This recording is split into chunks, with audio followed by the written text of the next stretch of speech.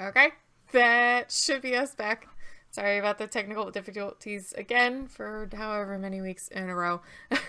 But we're going to get back to the game. Nate was walking across the club and had just spotted himself Brujah, who is asking him to arm wrestle. As he walks up to the gentleman who looks relatively buff. He's just got like a dress button-down shirt that he's got rolled up to his sleeves. He's got short, messy hair.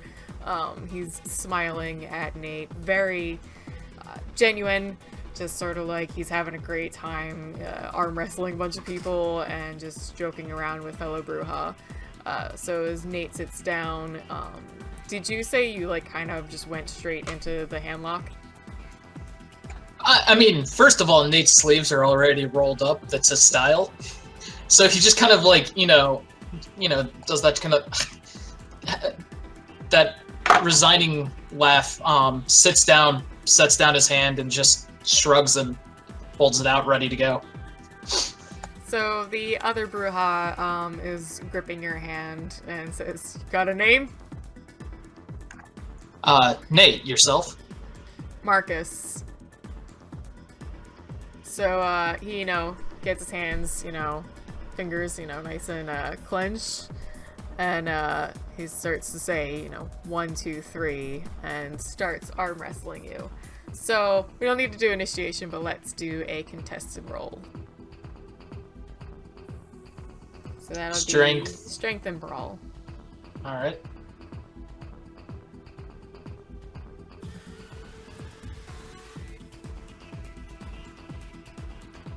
3 successes. Alright, so he got one more on you, but let's make it a bit of an extended. So let's do 2 more each. Dang.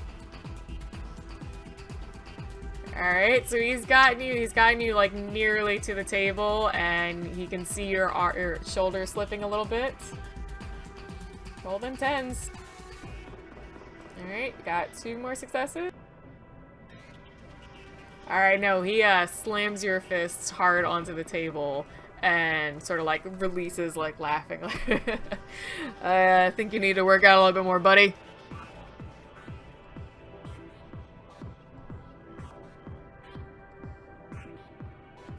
Isn't that a little difficult for a kind? I mean, don't we always wake up the same way every morning?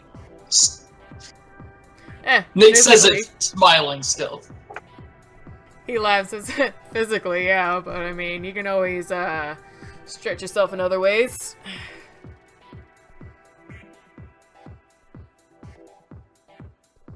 So I don't think I've seen you around one of these before. New to the city? Yeah, I'm with the city. Been here for a while, just taking my time getting to know everything and meeting everyone and, fully embracing this life. New Nate then, huh? I believe. So, what do you do?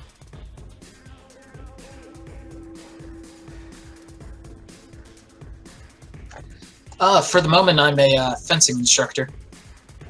Really? Well, yeah, I guess you would need extra strength for that, and just swish and a flick, right? Yeah, it's something like 4.5 to 5 pounds of pressure is all you need to pierce skin. So. Yeah, that sounds like it would do it. Although a couple pricks here and there might not be too much against our kind, right? And he'll give you a little like shoulder like kind of punch.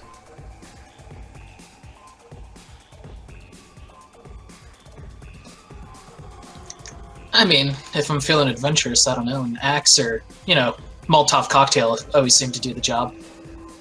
He laughs and sort of like is slapping the table like while he laughs. I like you, Nate. You need to come out more.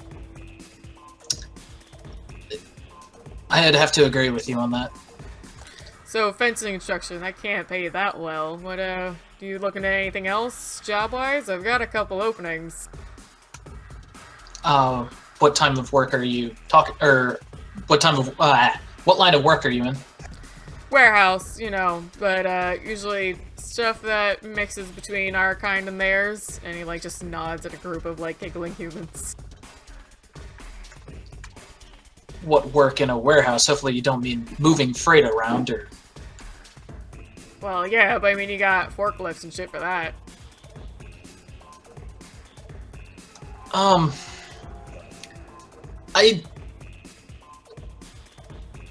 I value your offer, and I appreciate that you would do that for me, but I'm not particularly strapped for cash. I'm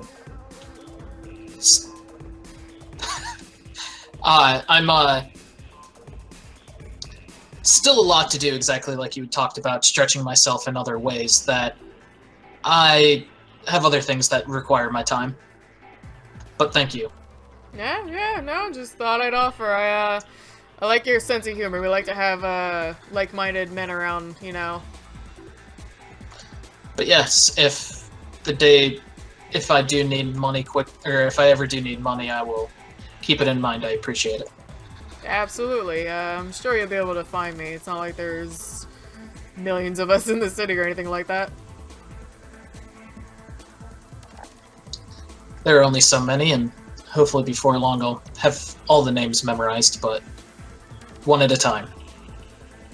I understand. He'll get up and give you a big hand clap on the shoulder and walk off, kind of in the direction of those giggling humans you'd kind of nodded at. So the rave is been going on for at least good maybe 3 hours now. As the night kind of continues on a little bit longer, you'll see a handful of people start to filter out, including both kindred and kind. And that'll put you closer to, I think, about 3 a.m. I mean, the club usually doesn't even stay open much later than 5, so... at an exponential rate, the more people that leave, the more people start to follow because they feel like it's getting a little quieter. Near the end, there's just a few people that have calmed down from that very high beast, raving attitude.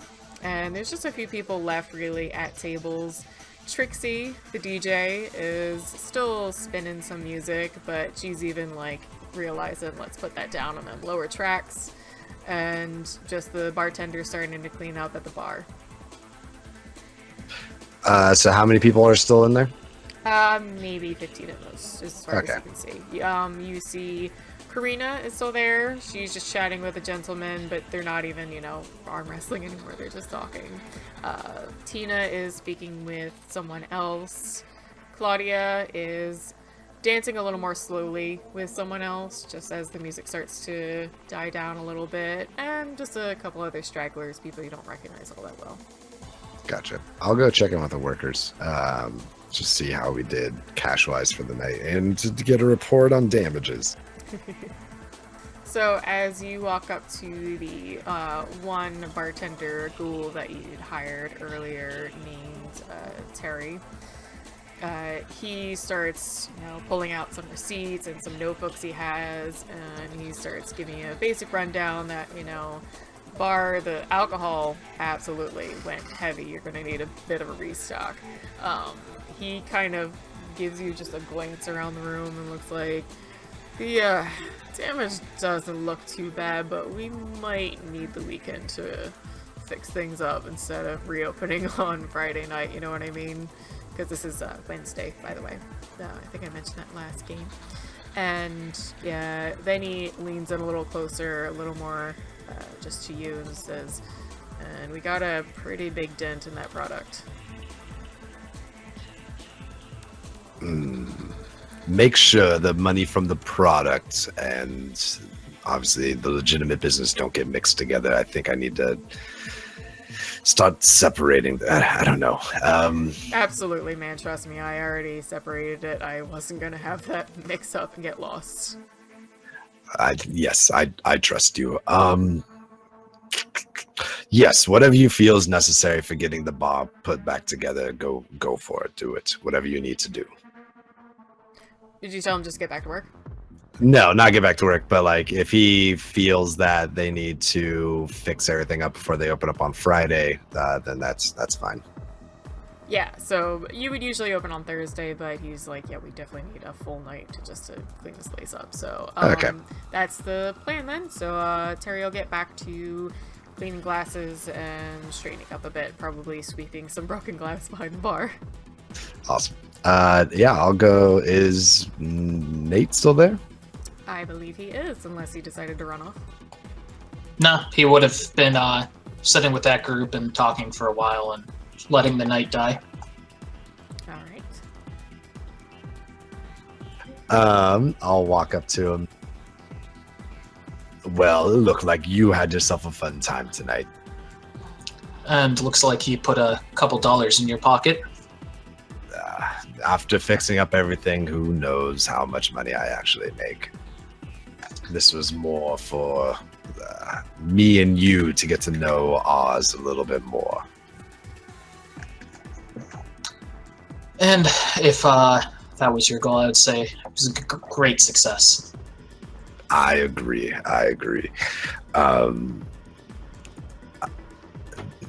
Are you friends with Kim? Sorry, I just had Kim possible go off in my head. God, Don't know why. Me if you want to reach me. Kim, the doctor? Yes. Yes, Dr. Kim. Yeah, what do you need her for? I need blood from her.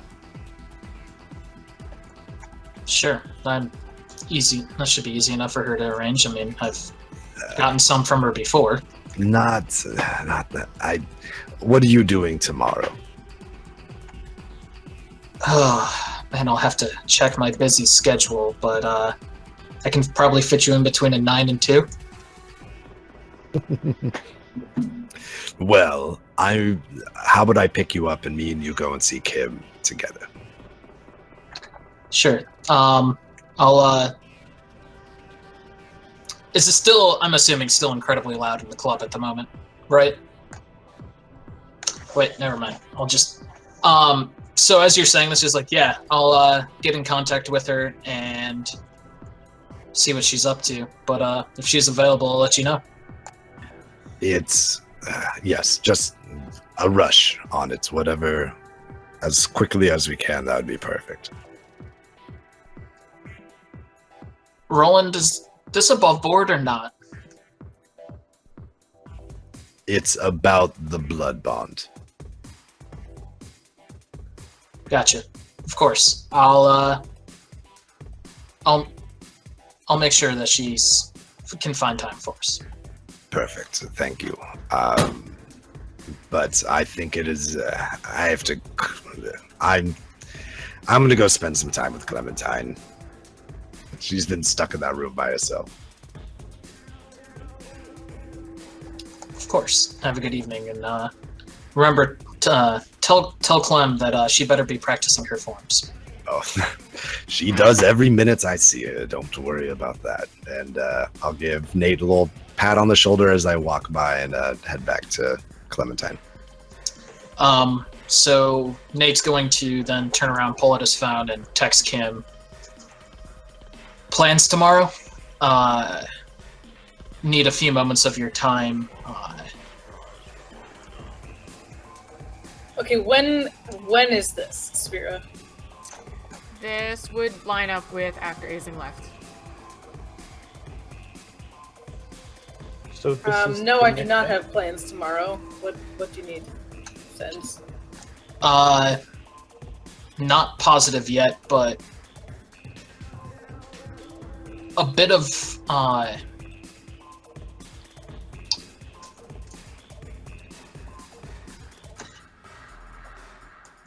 it's urgent, and if you could have refreshments supplied, that would be appreciative. I don't know many details beyond that.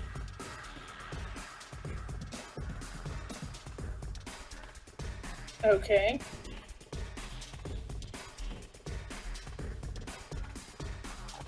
And unless Kim has anything else to say to that, I'll give you a time saying when Roland and I will be there. And that I would see if Claudia's still in the bar. If she is, meet up with her to head back, and if not, just get started walking home. Yeah, she actually comes up from behind and gives a good clutch around your arm. She seems fairly tipsy, just smiling and laughing, says, "Let's get out of here." Sure thing. Do you need me to drive? I thought I'd have to say that to a kindred. You or some human, whatever. Oh, this is fantastic. So yeah, I'll take the keys from her and lead her out to the car. She like leans against your shoulder. Are you making fun of me?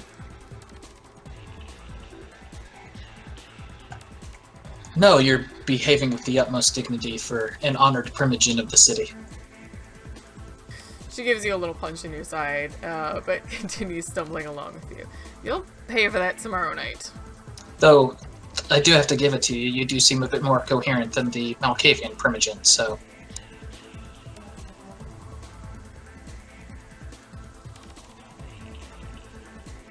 You best be glad Kim wasn't there. She laughs pretty hard at that. That guy is a pain in the ass. Oh, I've actually never met him. I was just... Oh, you haven't? Oh, don't worry about it. I hope you never have to.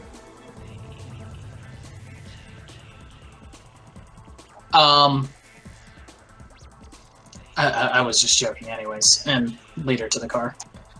Alright, you guys, unless you have anything else you specifically wanted to talk to her about, would make it home safe and sound. Get to your apartment.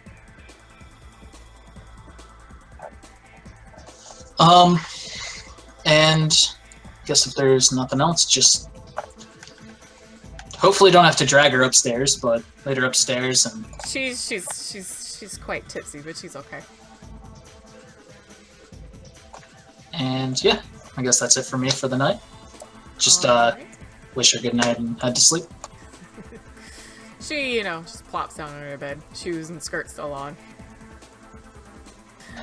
Well, then again, do kindred, like, go through the normal, like, oh, let's, sleep in the buff like I did as a human? Depends on the kindred. Good point.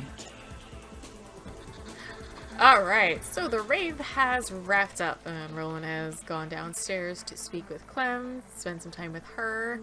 Let's check in with Felix, Angel, and Kim, who would still be at Celestial Customs, I think. They were dealing with Daniel and Aisling. She had recently left with the Strange Embassy. Did I actually promise them lupine blood? Because I don't think I did. I think I tried to keep that on the back burner. I don't think you actually You told Felix. Okay. You Yes. told Felix, you didn't tell Aisling. Mm-hmm. Yeah, that's because I'm not sure I won't get in trouble for that. Sorry, can I get something else? Yep. Thank you. Alright, so you three are still at Celestial Customs. Kim has just gotten these text messages. And you go.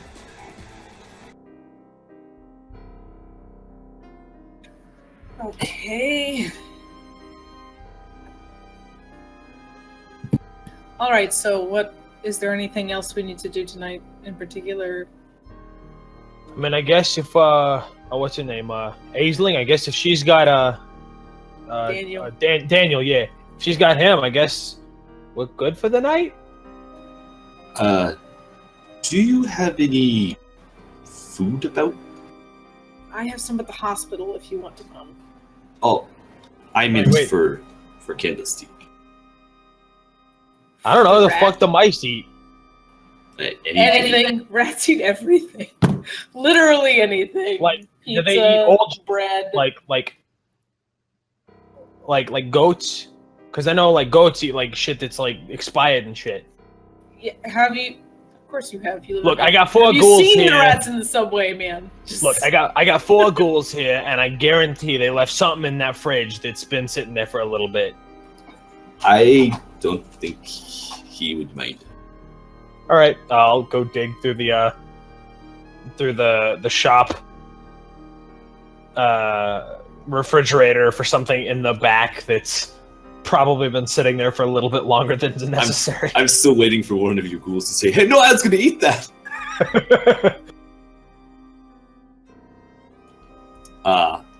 So we feed the little candlestick.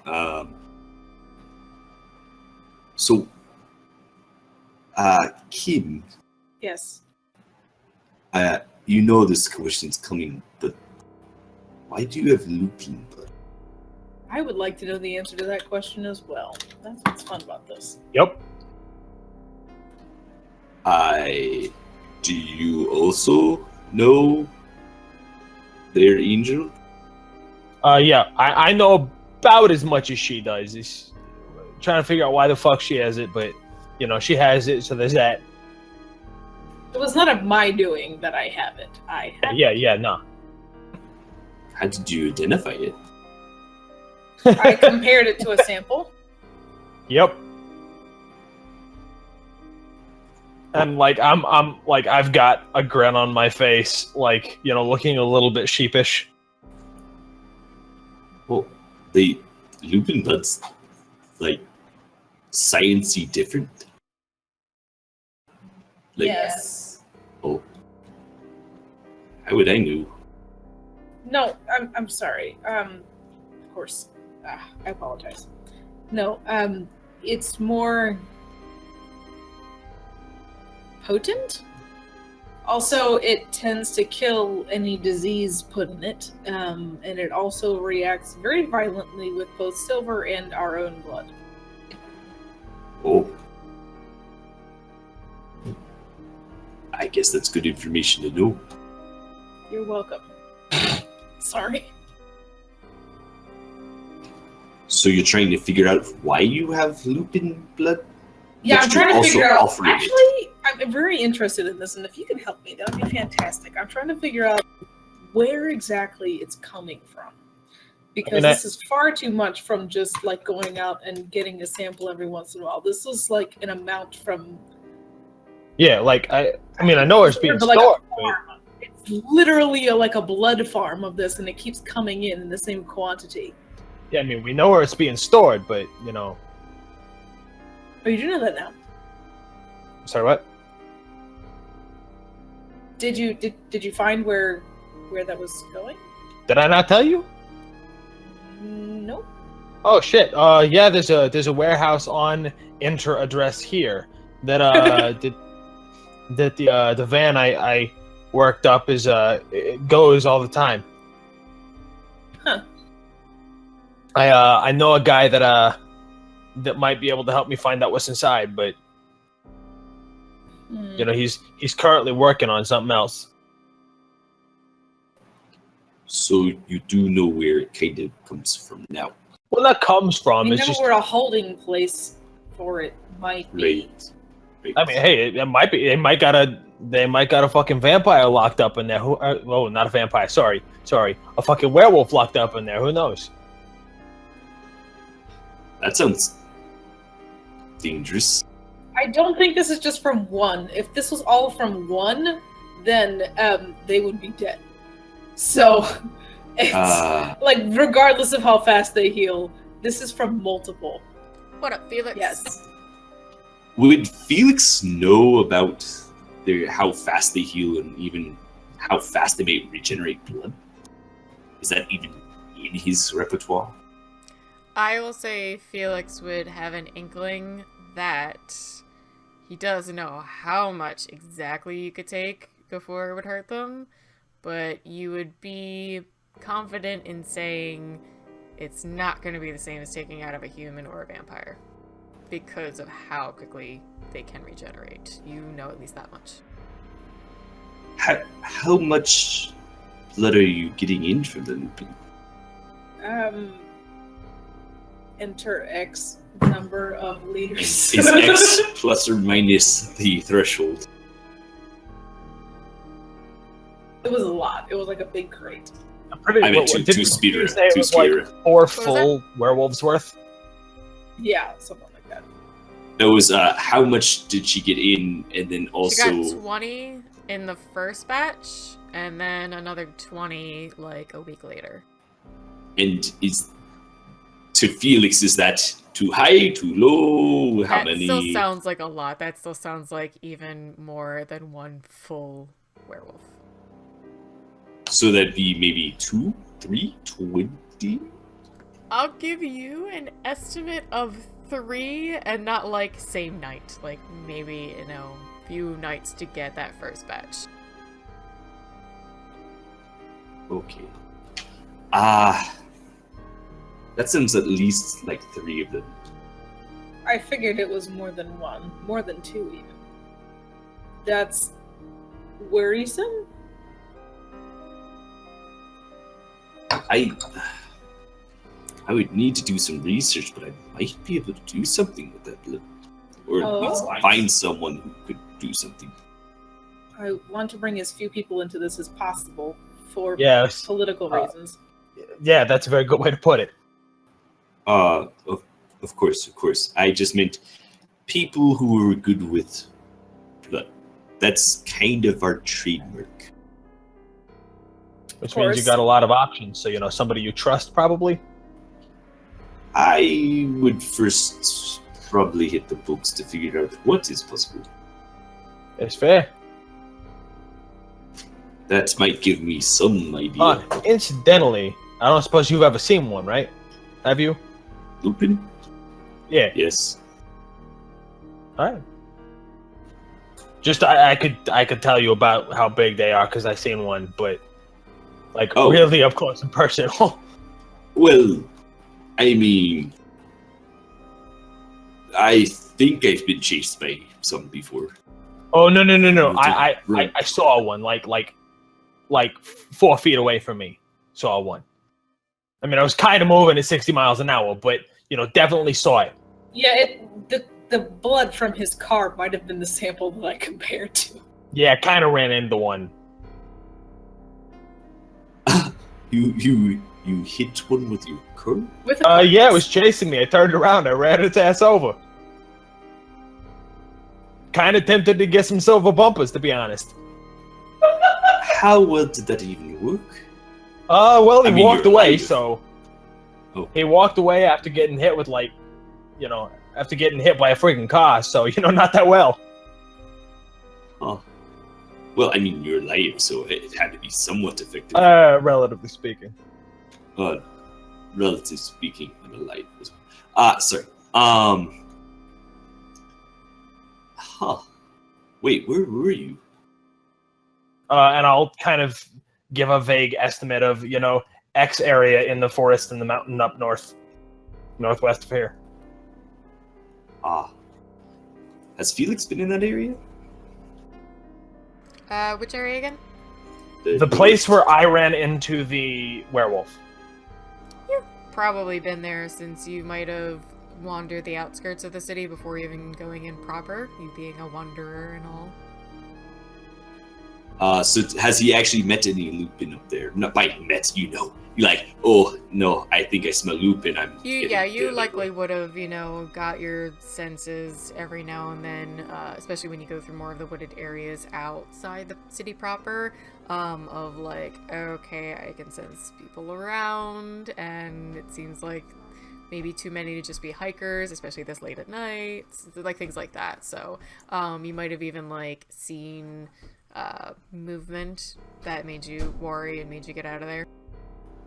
Gotcha. Was it a hot spot or just Probably more like they were just moving through the area and not necessarily lived or camped there. I know where you're talking about.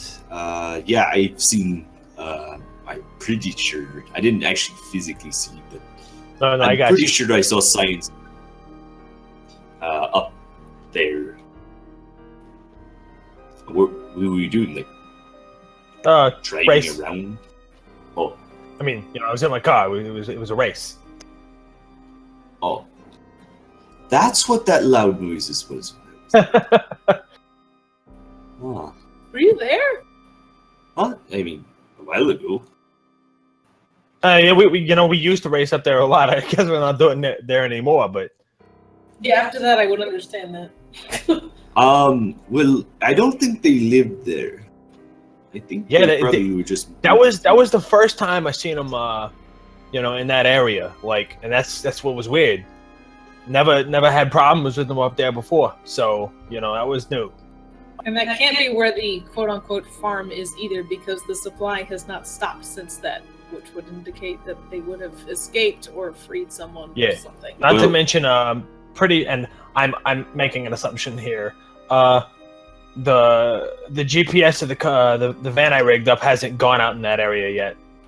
No, it went to the north of Manhattan, but it didn't go into that specific area. Yeah, so it's basically stayed on Manhattan Island, more or less. Mm-hmm.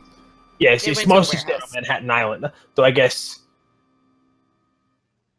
you don't need a van to transport live werewolves. Well, maybe there's reason they're there. Could be looking. Not that I know specifically what Lupin would be looking for, but I mean, one could assume. Suspicious.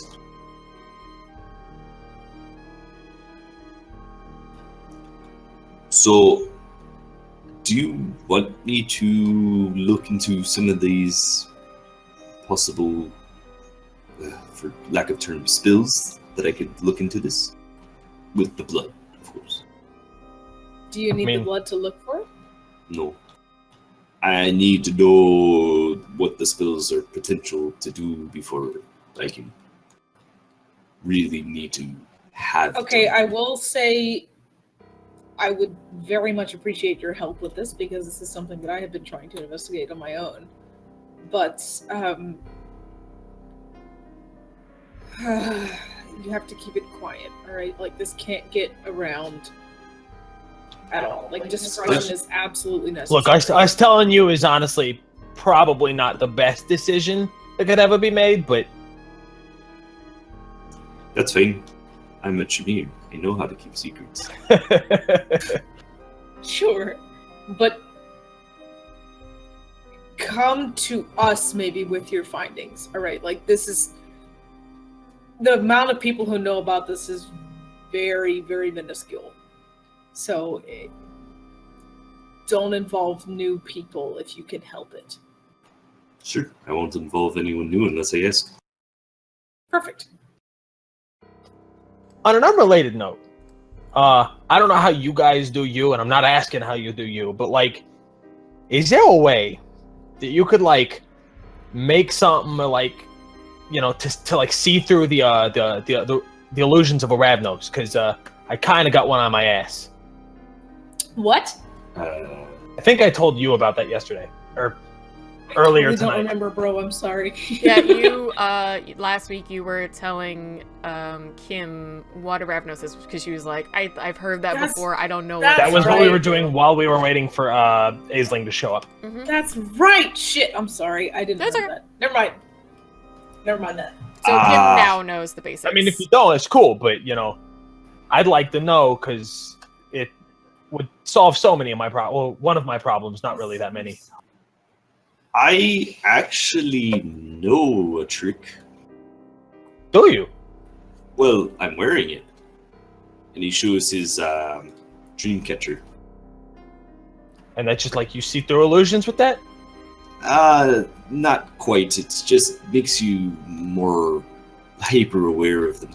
I've had plenty of spirits trying to trick me many times. So I kind of made something to stop them from knowing me so much. Especially when I'm sleeping. They love to do it when I'm sleeping. See, like, when I'm sleeping, they're also sleeping, because, they're also kindred.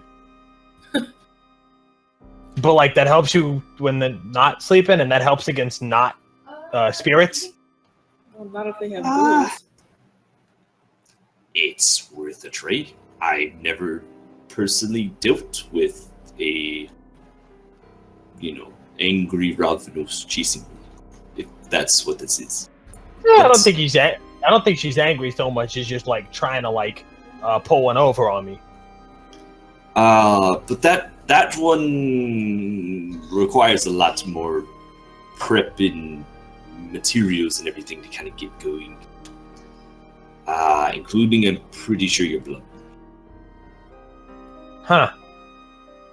I mean, how else will it synergize with you? I don't fucking know. Look, I stab shit. That's what I'm good at. And probably some of shit your with cause. hair and probably some of your spit. Don't ask. How long does that take? Probably a good day. Only a day? What do you mean only? It's a long time. I mean, I was joking. Alright, well, it's about the hour. We can, real quick, if you guys had anything more you wanted to do that night, but otherwise it sounds like you're just sort of getting set up with some things you want to help each other out with. So I'll probably go back to work. Yeah, so we'll check back in with all of you, like just make sure that's all good for Wednesday night. We're gonna go back to the game, and we're gonna check in with Ike. So, Ike had been sent along by Claudia to go and meet Dino and Vince Cerruti and Nicholas Chang, members or the founding members of the Midnighters racing gang. Dino and Cerruti, she revealed to him, while they sometimes claim to be Brujah, because it's easy to do in a big Camarilla city, are actually La Sombra, technically anti-tribu, because they're not Sabbat, but as they were speaking with Ike, they told him they don't really hold to anything. All they really care about is their racing and having fun in their own life, so they don't really care about the politics one way or the other. But they, by that manner, are not particularly interested in the Sabbat. So they offered Ike, sort of in a clan amity sort of way, to give him a place to stay. And they would have, maybe continued working on their car and chatted more with Ike, tried to like ask him some personal questions to get him to know him better, but nothing pushing boundaries. Okay. So we're just still there. I mean, if you just want to sum it all up, it's literally who, what, when, where, and why. Yep. And then they would have taken you back to, they have like a warehouse that is a mix between where they keep their cars and their haven, meeting grounds for the Midnighters. They would explain all of that to you. And during the evening, they might have told you about a few key people and places in the city, seeing that you were still pretty fresh off the boat, into New York. In particular, they would have probably mentioned Nikki the Chop, who runs sort of a taxi service, but in the back is actually more his real work, where it's just mostly backdoor gambling. They would mention that he usually comes out and sponsors the gambling for the races, and even sponsors other things that they need sometimes.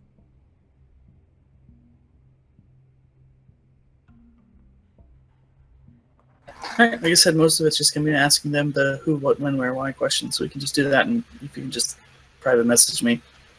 Okay. That's going to be kind of the boring crap. It's going to be, who are you, why are you here, where did you come from, where are you going, what do you do for a living, where do you get money from, who takes care of you, what's it like being anti-tribute, all those really sort of mundane things. Other than that, yeah, like he's totally down with staying with them. He'll give them his phone number, and I do want to, and again, it's nothing much to actually be done, but just swinging by to JD's and giving him the Setite bouncer guy, and giving him my phone number because I told him I would.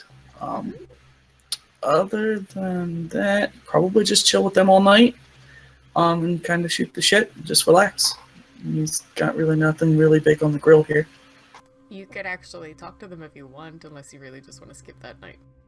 I just don't think it's that interesting. It's literally, who are you? What are you doing here? Why are you here? Where are you going? What do you do for a living? Yeah, no one wants to know about my NPCs. So we'll finish. If you wanted, you're the one who just like greased over. You were like, oh, they would have told you about this, this, that, and this, and I was like, I oh, was or setting up you what would have happened. But You okay. greased over my part. You're like, they would have asked these things about you. Goodbye. Oh, okay. Yeah, and I they don't could care. have played that, but okay. Whatever you want to play or don't, I don't care. I just didn't want to bore people. Okay, so let's I'm perfectly okay moving on to the next day and not touching this one. Alright. So the next evening, let's go back to Claudia and Nate's. So, fun fact, vampires don't really get hangovers. So Claudia will wake up fresh as sunshine and, come waltzing out of her room in the apartment that the two of them share. She will, as is pretty common for her, get out her laptop, check the camnet for messages from anybody that's important, see if there's any news, both between the human world and the kindred world that she should be aware of as Primogen. And she's going to await Nate waking up. Oh, where do I get that magical gift to wake up without a hangover? But, no, Just give up sunrises and beating hearts. No, it's not that hard. So, yeah, I guess Nate will wake up, get dressed, and, meet Claudia out on the morning, or evening, sorry, out on the kitchen table and just check in with her. Anything new or exciting on the camnet tonight? So, she's tapping away at her laptop sitting on the couch, and as she sees you come out into more of the living space of the apartment, she looks over at you and has a bit of a serious look on her face.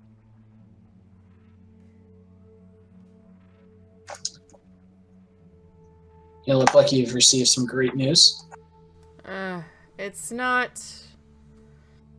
She's gonna stare at her laptop for a moment and then sigh and sort of half close it just to look away from it for a moment. There's a company owned in partnership by a few upper class kindred around here that was just bombed. It could be anything. It could be human terrorism, who knows what. But it's just always sort of on our radar when something like that happens. I mean, how bad was the damage? Were a lot of people injured? I mean, or was it just property damage? It doesn't seem like too many people were injured. It was late at night, so there weren't a lot of people there, but it was a lot of physical damage to the building. It seems like it was a message. There were, in fact, some spray-painted words here and there. What was the message? There was one that said, release them, and then another that said, give them back, or something like that. I'm not sure what it relates to.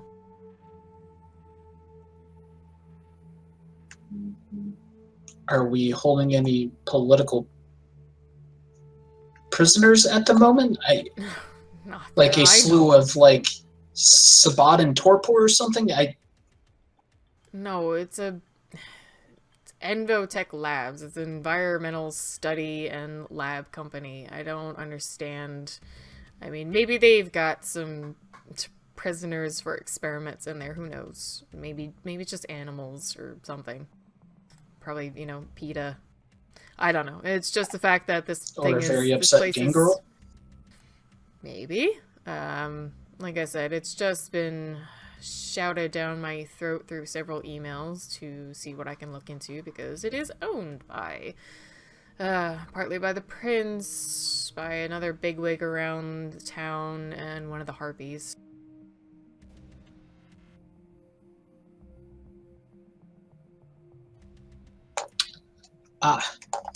That makes things a bit more complicated then.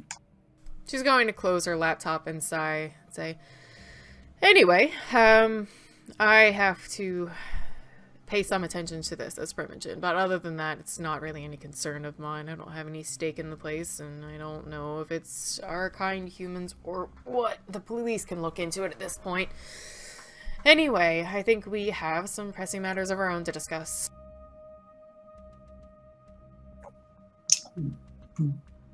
What do we need to talk about? The Setites. Are we not doing something about that? Sorry, just other plans for the day that had that actually put back on the back of my mind for the moment. That's fair enough. It's not like we're making any kind of move today, but listen, Nate, you have Ike's phone number, correct? You got that from him the other night?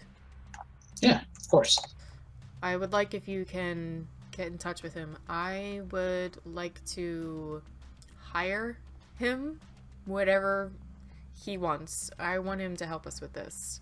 He seems capable, and I think his skill set might be an asset moving into territory owned by a clan that is known for preferring darkness, if you know what I mean. Yeah, I think I do. Perfect. All right. She's gonna like open her laptop again and like start like kind of typing away very hurriedly. All right. If you've got other plans, go ahead and take care of that. But if you can, please get a hold of Ike and get that sorted. Tell him whatever he wants. I don't care if it's money, if he wants to move back here, whatever. Sounds good. All right. What exactly were your plans for the evening? You were gonna go see Kim? Yep. Okay. By the way, Elvish, we never settled on the location for us to meet you at. Oh, Do we want to do it at the New Elysium, aka the morgue?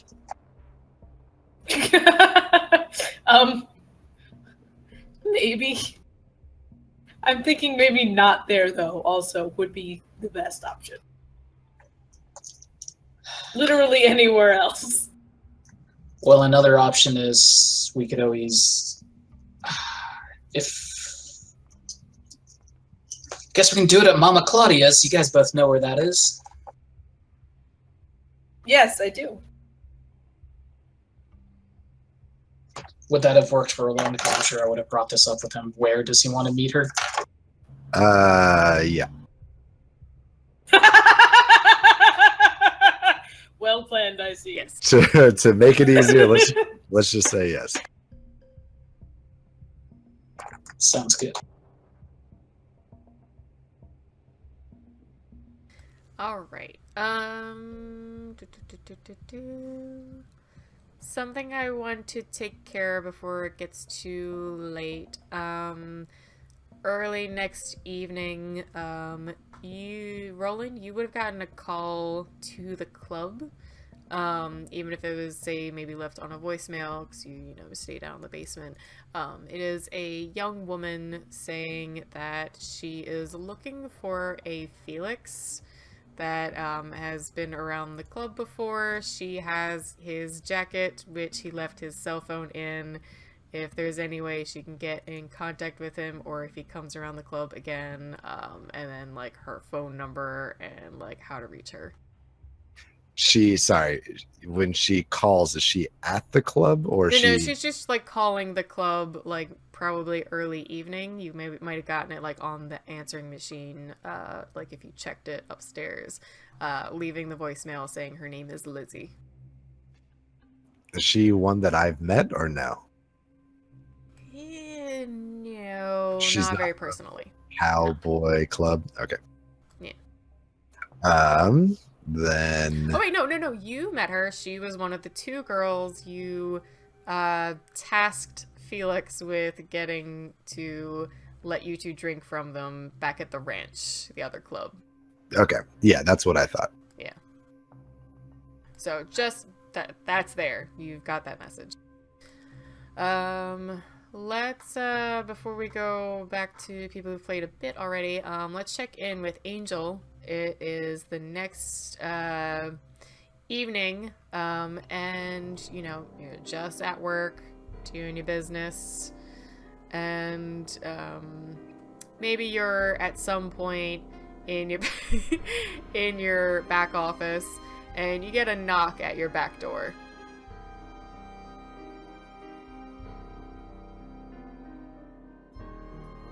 I didn't have my mic up. Come in.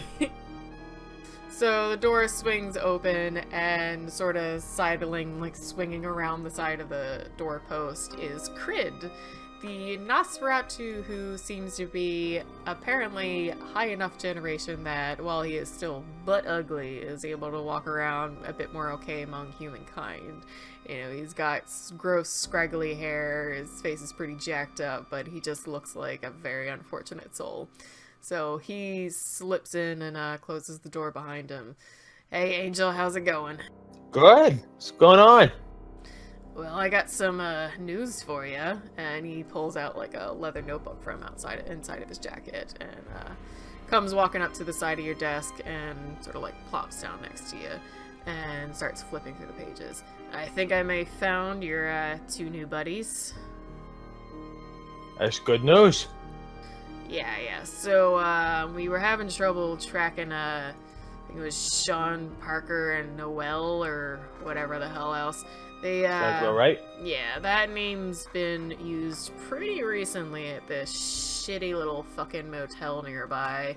But apparently they were hopping place here to there, so, weren't, one place too long, switching names, got a million fake IDs, it seems. I don't even know how they managed all that.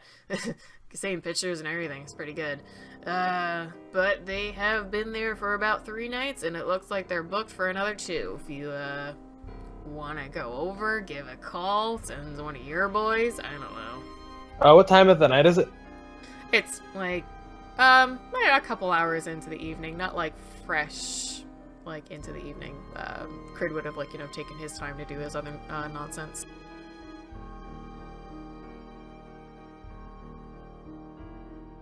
Well, that's actually somewhat in character, the, like, kind of thinking look. And, what they've been doing since, other than, pestering me. Looks like little bits of, grifting here and there, getting, money, little bit less than, fairly, legally. Tried to track that car of theirs, because that doesn't look like either of them should have something like that. Seems like it, was purchased legitimately from a nearby auto place, but, paperwork says they got it for about $1,000. Don't know exactly how they managed that one. Huh. It's good to know. I think I'm gonna make a couple calls and then I'm gonna go check them out. Whatever works for you, man. I, just like to do business where I can.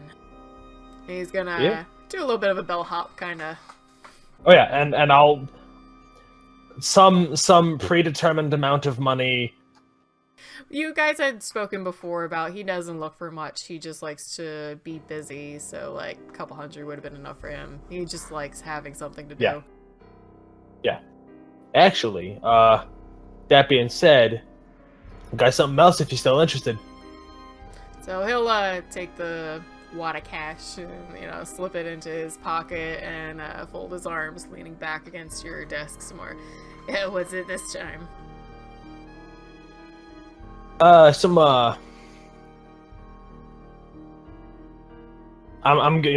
pause for a second. There's a warehouse up in North Manhattan that feel like there might be some shady goings on there. Kind of curious what's going on. Yeah, alright. You got better coordinates or location than that? Yeah, and I'll tell him. He'll scratch it in his little notebook. Just careful, because I have reason to believe there might be some Camarilla higher ups involved in this. So, I don't want you getting in trouble because you don't know what you're getting into. he laughs and sort of snaps the notebook closed and puts it back in his jacket and goes, if it involves a higher up, I probably won't even need to go there in person. I can probably just look it up in the computer. We usually keep an eye on everybody. That's good news. Thank you very much, Crid. Yeah, you got it. You know, I'm not much for confrontation myself, but, you know, these two seem like they have something going on, that they're able to manage themselves, get that fucking car for $1,000. So you might want to either take some backup or something. I'm gonna go send somebody to figure out what exactly he had on the car guy. You know, somebody can walk around it in the day. Yeah, see what's going on with that, and then you know, have a little bit of a discussion with them. Sounds good, my man. And I'll give you a little like back pat on the shoulder and head out.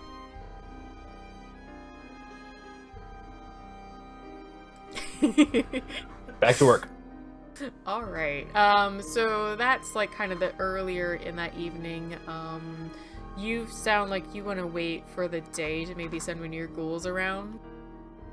Yes, what I would like to do is send somebody there to see if they can't get a little bit of information about why he sold such an expensive car for so cheap, and perhaps you know, basically tell them, hey, if they did something to slight you, I know somebody who's trying to who might you know, make that even. Okay. So let's say after, you know, a little while you go back to work, you head back into the front building where the actual car repairs are happening more so, and your one ghoul, DeMarcus, the one you're kind of a little closer to than the others, I'd say, sees you. I'd imagine you probably have a bit of a contemplative look on your face, so he's gonna walk over. He's got, you know, an oil rag, and he's like wiping his hands, just like, everything all right, Angel? Yeah, just found out where those two, the ones I told you about, the ones that can do the illusions, I found out where they're staying. And I'm you know, not sure exactly what I should be doing. Because clearly they're up to no good, but, you know, I don't necessarily want to get in over my head. Yeah, so you found out where they're staying. Yeah. And what are you thinking about doing? And he's gonna, like, you know, like, take your arm and, like, leave you off more to the corner to talk.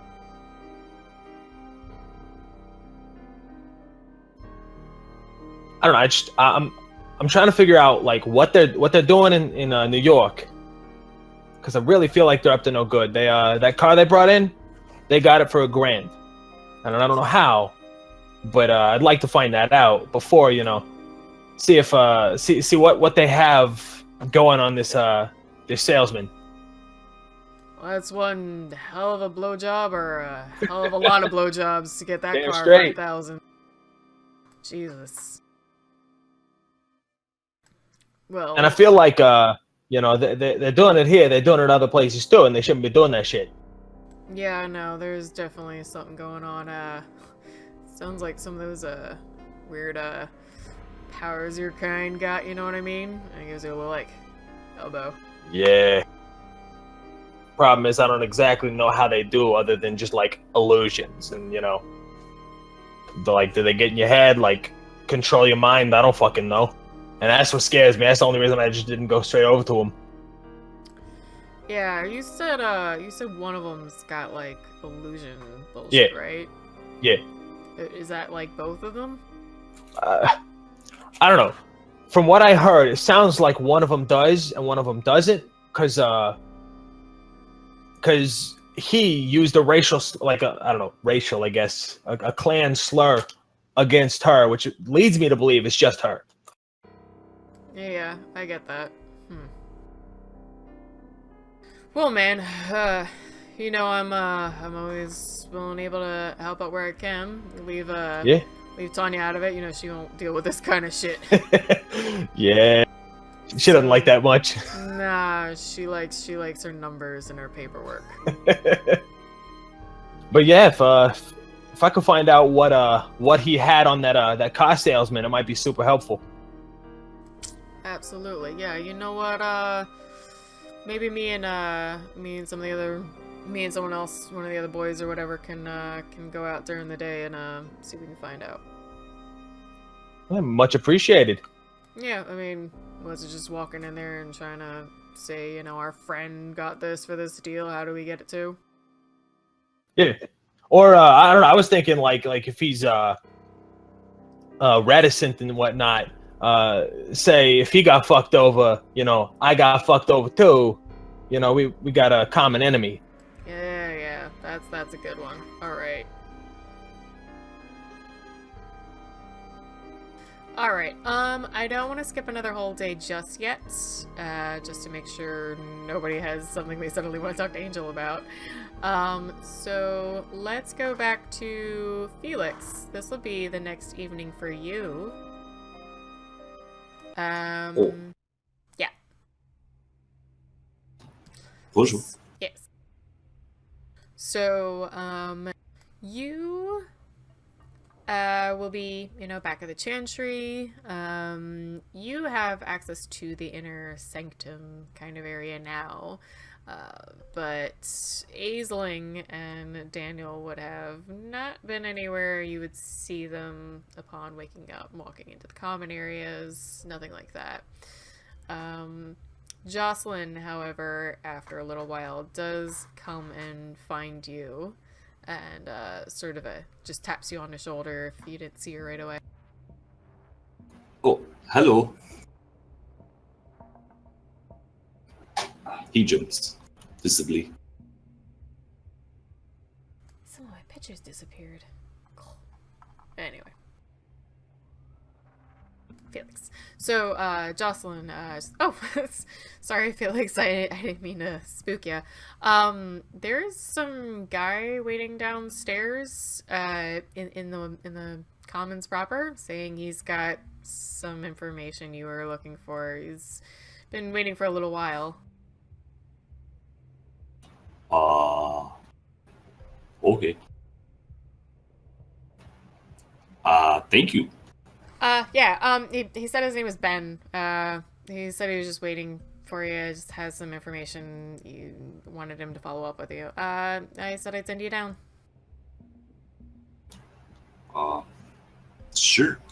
I guess I make friends fast. Alright, so as Doesn't know who Ben is. Whoosh!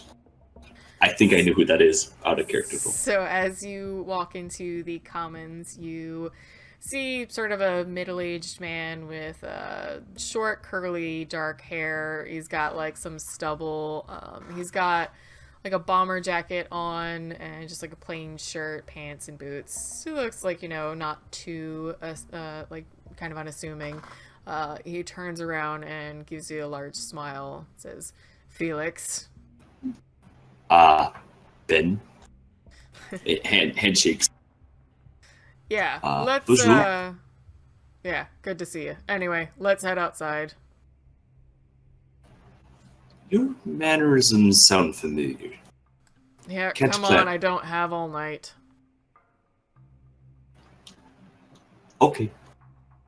So he walks outside and takes down an alleyway, waits until he's like proper into the shadows, like under a whole set of trees far from the street, and after a little while he drops his obfuscate and you see Benedict the Nosferatu, who turns around, hands on not on hips but like in his jacket pockets, and grins at you.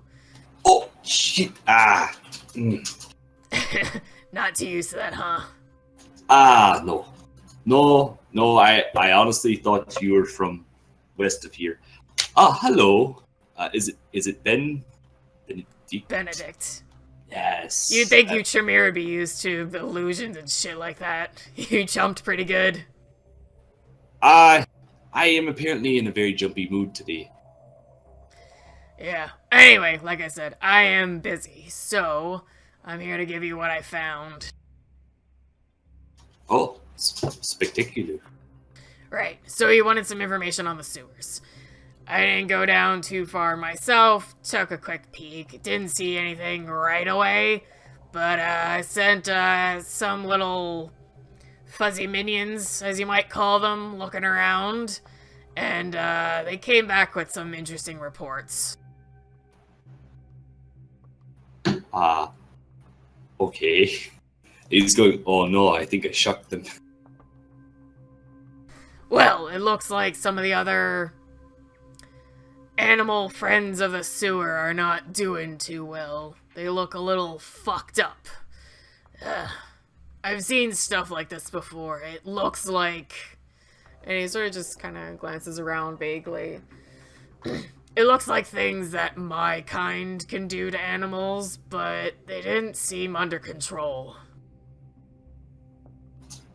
How do you mean?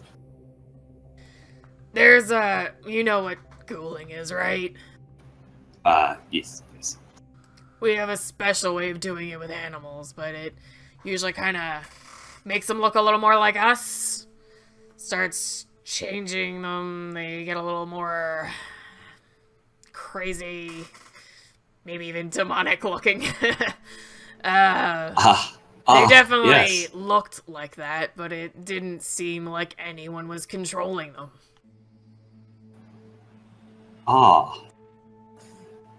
So, like, with these kind of mutated, like, and he kind of describes what he remembers seeing in the sewers.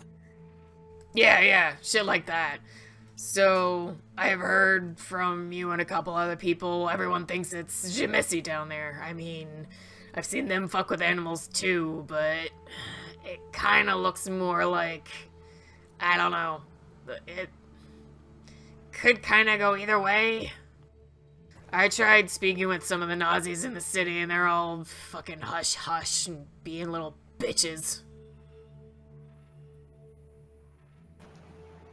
I actually, this is me right now, because I'm really kind of going, am I even supposed to talk about to Zimisis that he found down there and everything?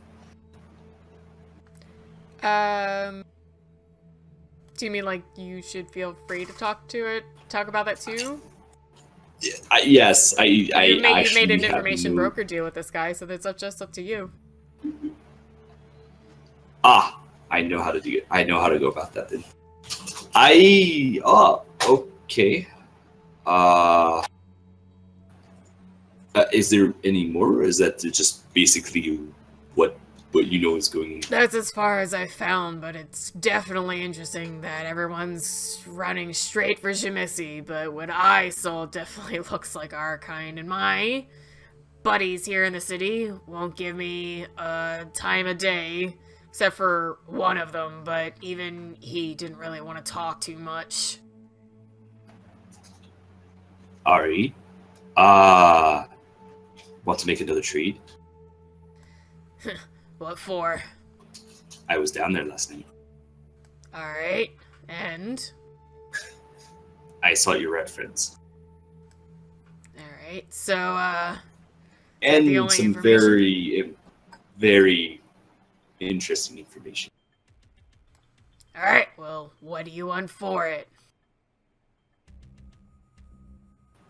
See, I'm not very good at trading.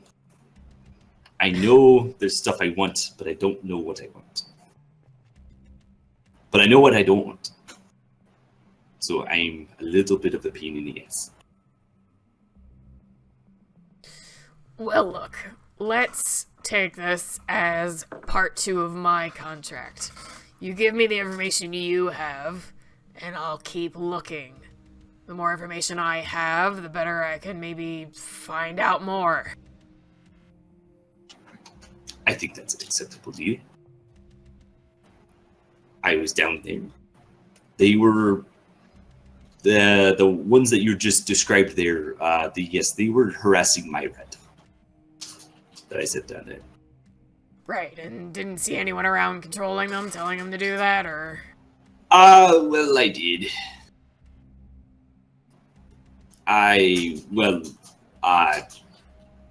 We're very good at talking with our rat friends. figuring out what's happened after a certain amount of time. Mm-hmm. And I found who they're talking to. I also found the actual person who is hand in the cookie jar is probably the best term. I cannot explicitly say they were the ones controlling it, but I can say it was very suspicious. Suspicious. I can't say that word. The person you found. Yes. What was suspicious about him? Well, he carried a jar of dirt. Right. Gotcha. So what happened to him?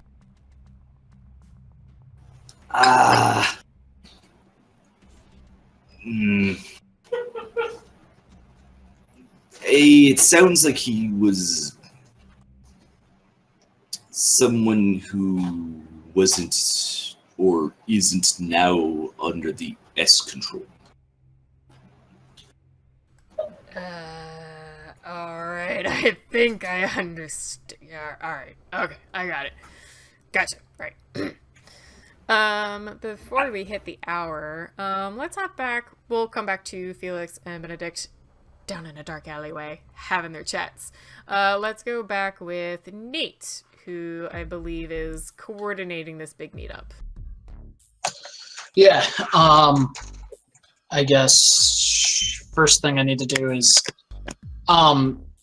before I get too far down the road with Roland and Kim, I do need to give Ike a call to take care of, what is her name? Claudia's business. So go ahead and dial Ike's phone number. Beep, beep, beep, beep. Did you ever text me back your number? Oh no, I have your number. Never mind, I have you saved. It's you I had to text, give you my number. Okay. Oh hey, Nate, what's up? Not much. Hopefully your evening went well. I hope it was a good experience for you. Evening of what? Buying a cell phone? No, you went and met with the anti-troop. Oh, those guys! No, we got in a fight and they're not talking to me anymore. No, I'm just kidding. I stayed with them tonight. It was really cool. We've just been, chatting, learning about each other. I'm thinking of going on a date with one of them later tonight. Well, I'm sure whatever does it for you, Ike. But, Do you think they like roses or lilies? I don't know. I'll figure it out later. I don't know. If you send me a picture, maybe I can let you know. I'll have to wait for one of them to get a shower later and chat one and get one for you. I'd love it. He just has But, to take a picture of Lisandra. But, so I was actually, had another reason to call. I was wondering if you're looking at, a bit of employment. There are some things going on that we would appreciate your service in. And Claudia and I would really like to discuss the details of which with you in person and talk about payment and all those other things. Well, I know you guys have plenty of a debt, so you don't have to worry about paying me anything, but what is this in reference to? Or I already told you I don't steal drugs, so let's not do that round again. It has absolutely nothing to do with stealing any drugs. Then sure, I'm on board. Awesome. Is there anything you could tell me now, or? It revolves around the snake situation. We're thinking. Ooh, I love snakes. I have a friend there now. Great. We can just talk in person. Sure. Do you want to meet up today or later? Yeah, if you could make your way to Claudia's at some point, I assume the sooner the better. I can probably be there in like 20 minutes, 15 minutes. Perfect. I'll see you then. All right, cool. And I'll ask, what were the name of my Lasombros? Vince and Dino. I'll kind of like walk over and I get where are they in the warehouse? Are they like working on cars again? Yeah, it's a pretty like kind of slapdash place. They've got like just mattresses like thrown around. They don't really care about where they sleep. They conk out because they're vampires is in their minds. So they are just, you know, probably working on their cars or doing some other menial business. Hey guys, I have a friend who might need a bit of help. For me, and to be honest, I've been kind of walking everywhere because, you know, rearview mirrors don't get along with me. Do you think you could give me a ride, or is that too much? Vincent, in particular, the older brother, kind of laughs, and he like slams the hood of his car down and says, "Yeah, let's get you a ride. Just got her all souped up anyway. Where you need to go?" I'll give him Claudia's address. Sure thing. Well, I'll tell him Claudia's. They probably know. So yeah. So he'll hop in, and as you get in, look over and be like, "You hungry?" I mean, I could always go for a top off. I know a good place. So he will swing you around a part in the slums that's got kind of the traditional junkies, people wandering around a little bit out of it, and he'll park real quick and be like, "Easy, no one ever asks any questions, never any cops around, unless you want something a bit more high class." You know, I'd hate to look a gift blood bag in the mouth, but I'm trying not to get too messed up tonight. Or at least not yet. Maybe later. So Vincent will shrug and say, "Alright, you just always grab anyone you walk by, I suppose." And after a little bit, he will continue driving you over to Claudia's. Roland and Kim, can you give me time frame-ish when you think you'd be by? I know you have jobs and one of you has a child. Yeah. By the way, actually that night, Sunshine would have come by. Awesome. So she would have like just sort of come down because you gave her the code, but like knocked on like the elevator door like before like, you know, actually stepping out. So this is like right after I wake up kind of a thing? Oh, a little bit after that. They like arrived in the city like early that evening. Oh yeah, because Bennett, yes. Mm-hmm. Sunshine, how nice to see you. Roland. Are you guys here? Sorry, knocked my mic. Are you guys here permanently now? Not just yet, sweetie, but Benedict's in town for some business. I figured I'd tag along and see my favorite little niece. Well, your favorite niece is actually, I think, spending time with me today, and I'll give Clementine a little look. She looks up at you, smiles, nods, but a little shaking. She runs off and goes and gives O'Connell a hug. If you want O'Connell, you can actually. What? She says, like, one arm hugging Clementine. He gives O'Connell kind of a weird look. What? What's the problem? I need someone that I can trust, and now that I think about it, you might be just the person, Sunshine. So she ruffles Clementine's hair, and Clementine starts just trying to like jabber excitedly about her fencing, but Clementine will put one of her long Nosferatu fingers up to her mouth, like just kind of like, 1 second, what is it? Where's Benedict? I mean, I'd rather just explain this once than to everybody. She rolls her eyes as, I just told you he's off doing some business. I don't know where he's meeting the guy or when he's gonna be done. I got his, and she pulled out her cell phone, like, and used it obnoxiously. I can give him a call, but I know he's in a meeting. No, it's fine. I don't know how I didn't think about this before. I need some of your blood, Sunshine. What? It's a long story, but the Setites blood bonded me against my will, obviously, and if I O'Connell don't... cups Clementine's ears. What are you talking about? Clementine knows about all this, right? Yeah. Yeah, but O'Connell doesn't know that. Yeah, I was just making sure that she did. She knows you don't have to cover her ears. It's not... Stop being weird.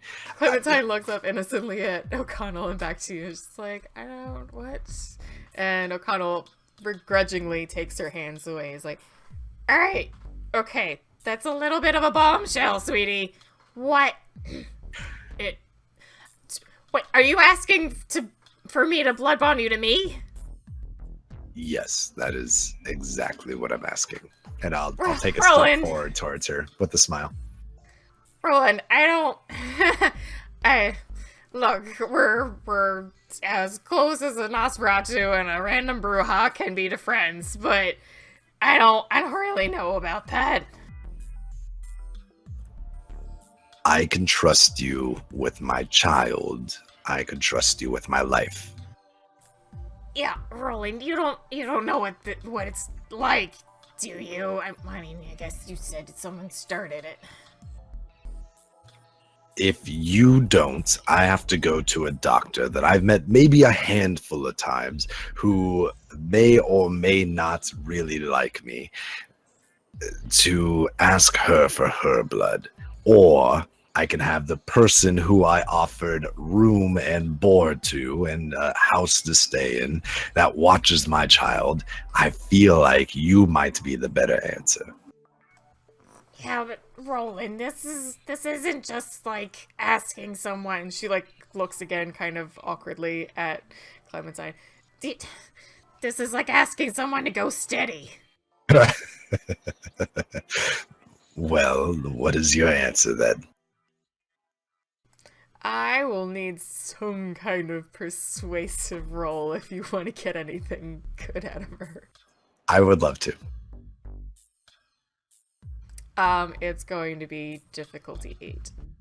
Ooh.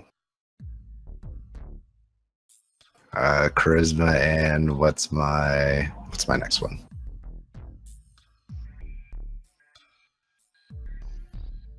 We're gonna finish this up and then we'll do our break. 1 second. I'm just double checking your sheet for something.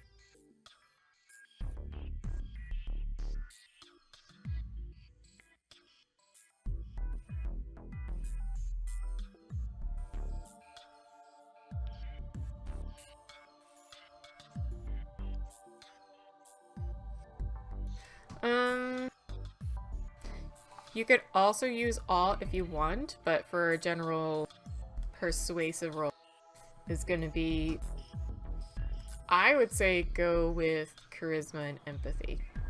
Because That's you're what I was actually thinking really too. trying to play on I'm her like begging, yeah. a little bit. So go ahead and roll your charisma and empathy. All right. Also, I'll give Clementine the look. She knows the signal of like, ham it up, use that childlike charm. I'll give you difficulty 7 for that then. Perfect. Using the child. I mean, she has a pretty good life. She's got the merits for it. Ooh, doggy. Oh. You know, I should Even just if it never was 8, that attack still would have been a lot. anyone. Even if it was 8, that still would have been a lot. Yeah. Alright, so after you put your swagger on and, maybe like walk up to her, big puppy dog eyes, and Clementine looks up at her also very sad, just kind of like, please help Roland out. O'Connell just drops her head, just look.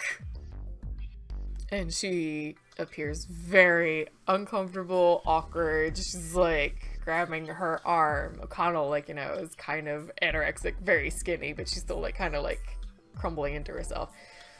Look, only because you've helped out so much, and I don't want Clementine to be mixed up with that shit either. So, fine. When I walk up, yeah, I'll walk up. Are you ready? What? Not with the kid here. Did you say not here? Not with the kid here. She's watching us. It's weird. I'll just do that thing where you just like palm kid's head and just like turn them to look the other way on Clementine. O'Connell kind of rolls her eyes and just turns her head and closes them tight. I'm going for it.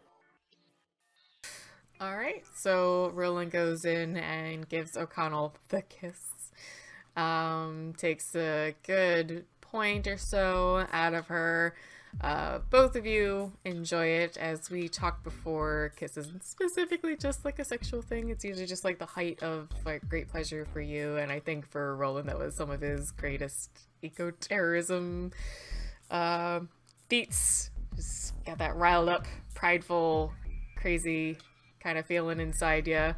O'Connell slumps a little bit but holds her ground, and you would pull away, you know, using a little lick to close the wound as a little vampire gift. And she just takes a step back and there.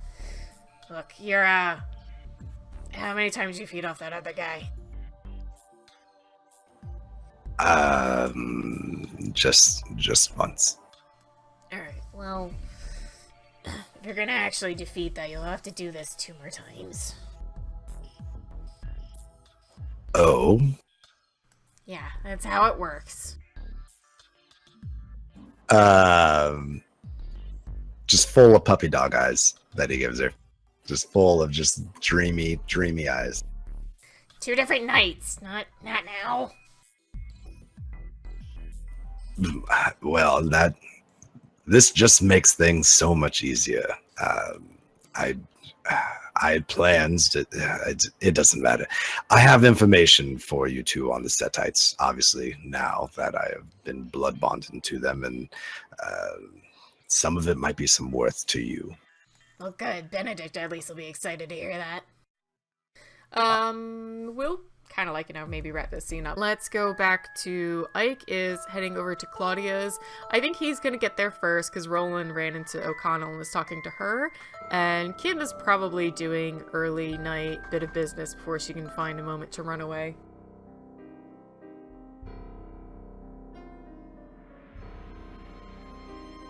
Sorry, wrong button. Yeah, so I'll just kind of like hop out and say to Vincent, yeah. Yeah, Vincent.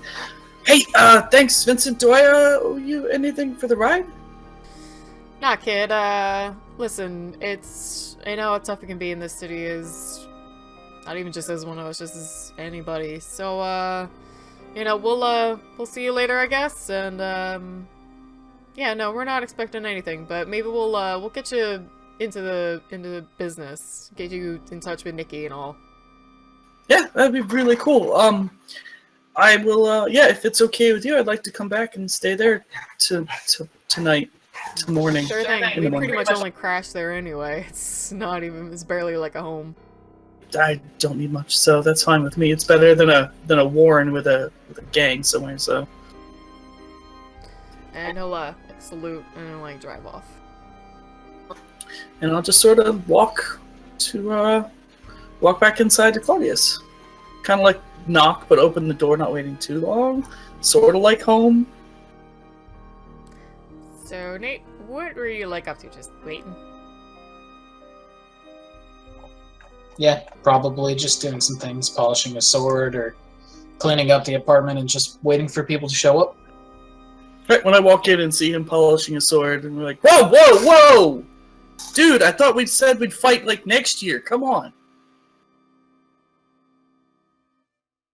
Claudia actually giggles a little bit, but she's otherwise still like really focused on her laptop, just still typing away. I never promised anything.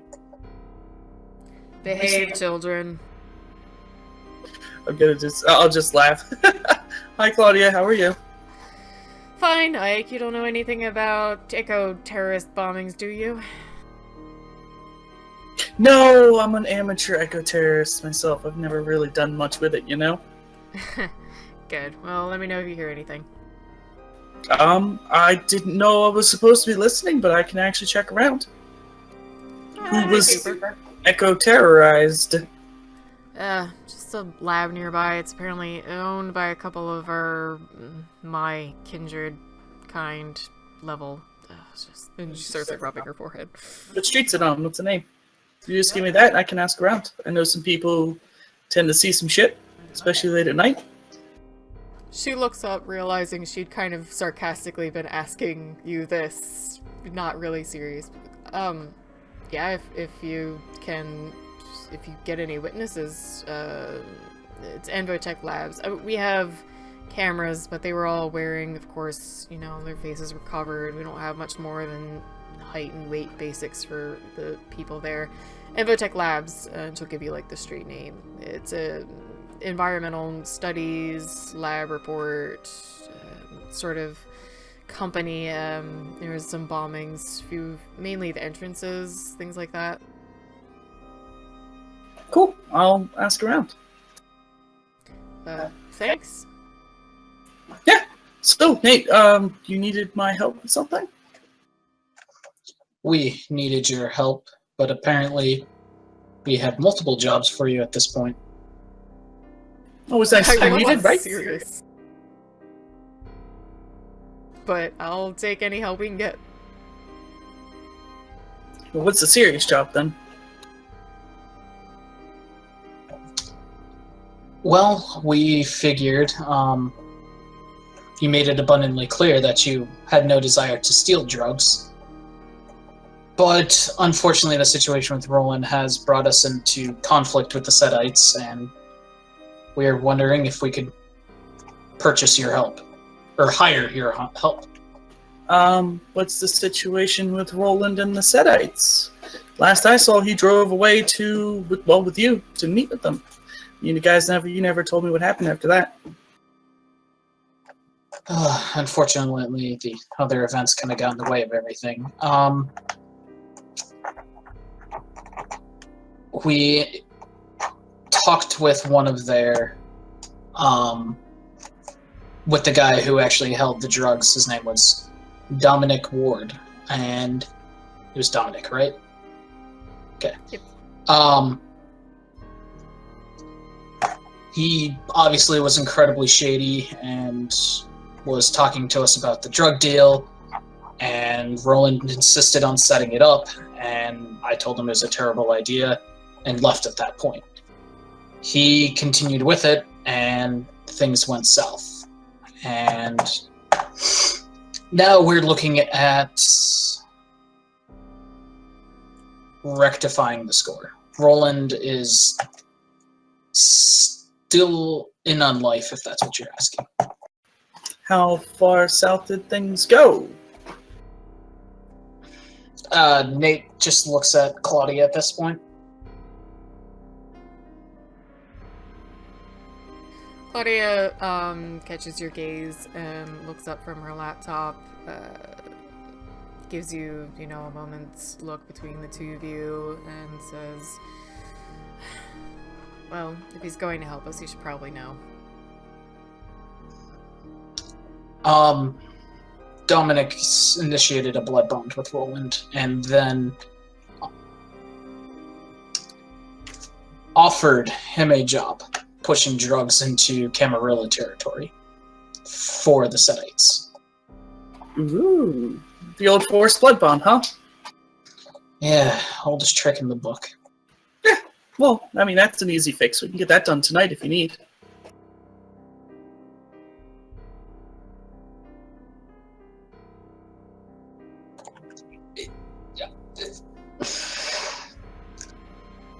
You make it sound so simple, like... It is simple. I know at least 5 people. This isn't a big deal. Claudia furrows her eyebrows and looks over.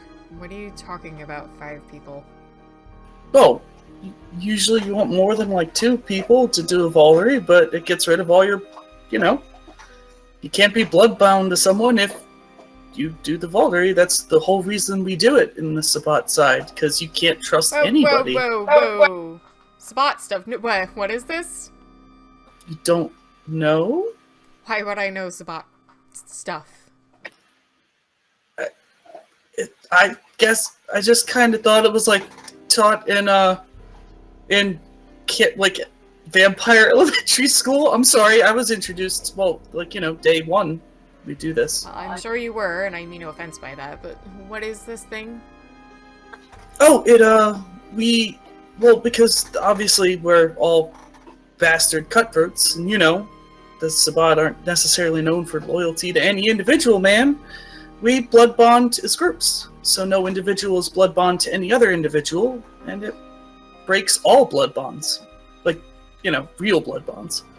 Instead, it's more like you can't stab your brother in the back, but like you're not like their slave. You don't follow them and do everything they want, but you can't then you can't be bloodbound.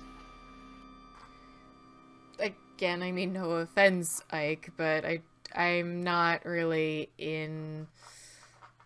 interested in trying to use Sabat tactics to deal with the situation, to be honest. Well, I mean, it started as a Tremere ritual, so... Well, let's not even go there. Well, then who are you going to blood bond him to? There's only two ways I know of to make sure you don't get a knife thrown in your back. One of them, Valkyrie, it doesn't do anything, doesn't hurt anybody. I've done it many, many, many times. Or two, he's gonna become someone's pretty in-depth blood bond, as you know. Who are you gonna trust being his master? Who's he gonna trust being his master? Maybe we should wait for him to get here before we start making plans. Can I knock on the door right the fuck now? No, you would have been there about this time. So Kim will knock politely on the door. Nate will quickly jump up and move swiftly to the door, opening it. Kim, thank you for coming. Oh, hey, Doc. Sure. Hi, Ike. How are you tonight? I hope we're better off than when we left last time. Well, you insulted my sire, so there's a thing there, but sure.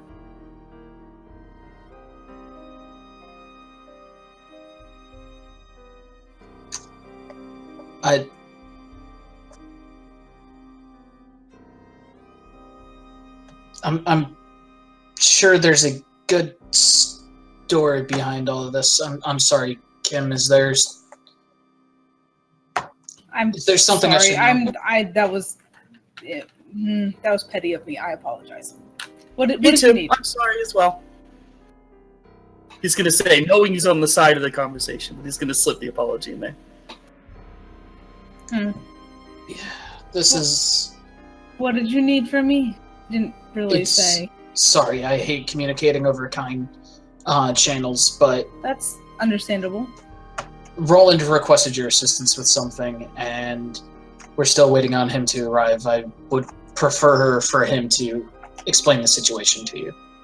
Okay. She wheels her little thing in of cooler on wheels of blood bags and stuff. I only honestly have a vague understanding of what he was looking for. I will have to wait for him.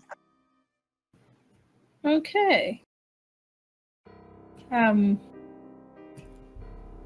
Claudia. I'm sorry. No, welcome, Kim. I'm sorry. I have my attention split several different ways, as you can imagine.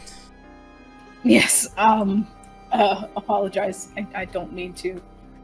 Not at all. I'm glad you're those here. things. You seem to be involved or aware of some of the things that are going on, at least with my child, so good to have you around. Am I? I'm not sure anymore, to be honest, but you and Nate have worked together before. Yes. And I trust you. I've seen nothing but good work come out from you, especially considering... Well, concerning your, by the way your sire can be sometimes. Mm-hmm. He's a bit rough, you know, at Camarilla meetings. Yes. Well, in any case, while we wait, is there anything that I can help with?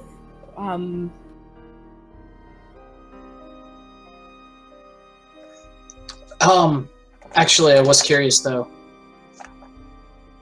You said that you were off investigating sewers with Angel, and I guess you were there as well, like. Ooh, that was fun. Did I miss anything? Just curious how that all went. Oh yeah, I found a Jimisi in the sewer.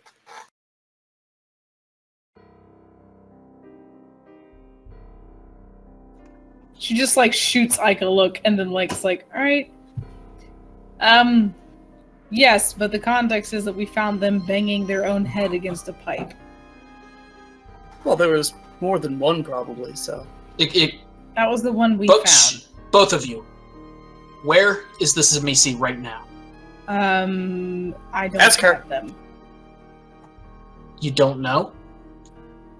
They're probably in the chantry. Claudia just like snaps her laptop shut and just kind of like tosses it on the table and gets up and kind of walks mostly into her bedroom for a moment.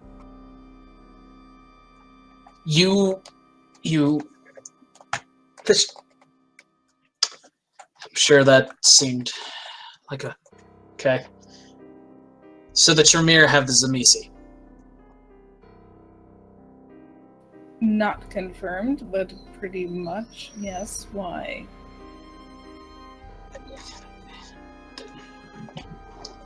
Fucking... forget about it.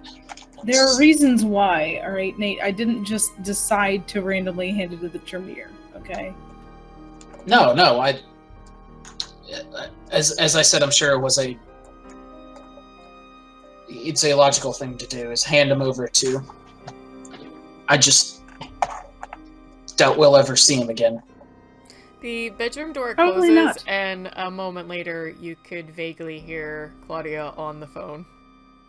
Oh no. God damn it. You know, I don't think I've ever seen her walk out of a room mid-conversation.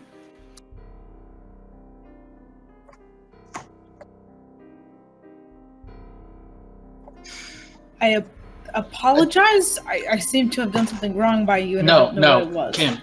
Kim. Anything you... Yes, I am aggravated, but... You're ignorant to my... Yeah, well, I've been hearing that a lot. I'm ignorant, so if you can maybe explain it to me... I'm sorry, I'm getting there. Yes, that is exactly what I'm intending to do. I have a long history with the Zamisi and find that particularly disdainful and love every fucking opportunity I have to shove 4 inches of the steel, or 4 feet of the steel, straight through them. And that opportunity has been robbed from me. No. And on a more practical note, you probably should have passed them over to, the prince who owns the city. That's what I've been hearing. I'm just learning about this whole Camarilla thing. Wait, what? Oh! Sorry, I forgot I didn't put you in on that. Yeah, I got upset the other day. I'm not really Camarilla.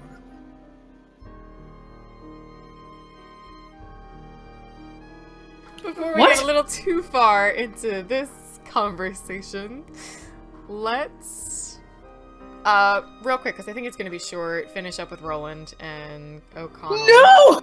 Okay. That was a perfect opportunity. Let's stop right there. Well, because Roland's supposed to be heading that way soon.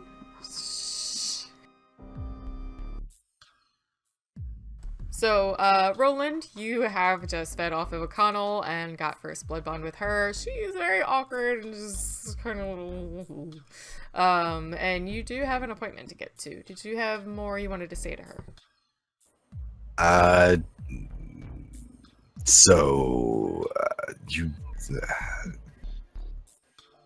This isn't going to be awkward between us, is it? No, it's fine. Look, didn't you say you had somewhere to be? Yeah. I got. I have other plans. Look, I'll watch Clementine. Benedict said he was gonna come over here once he's done with his meeting. Whenever you're finished, we can talk some more. Right. Yes.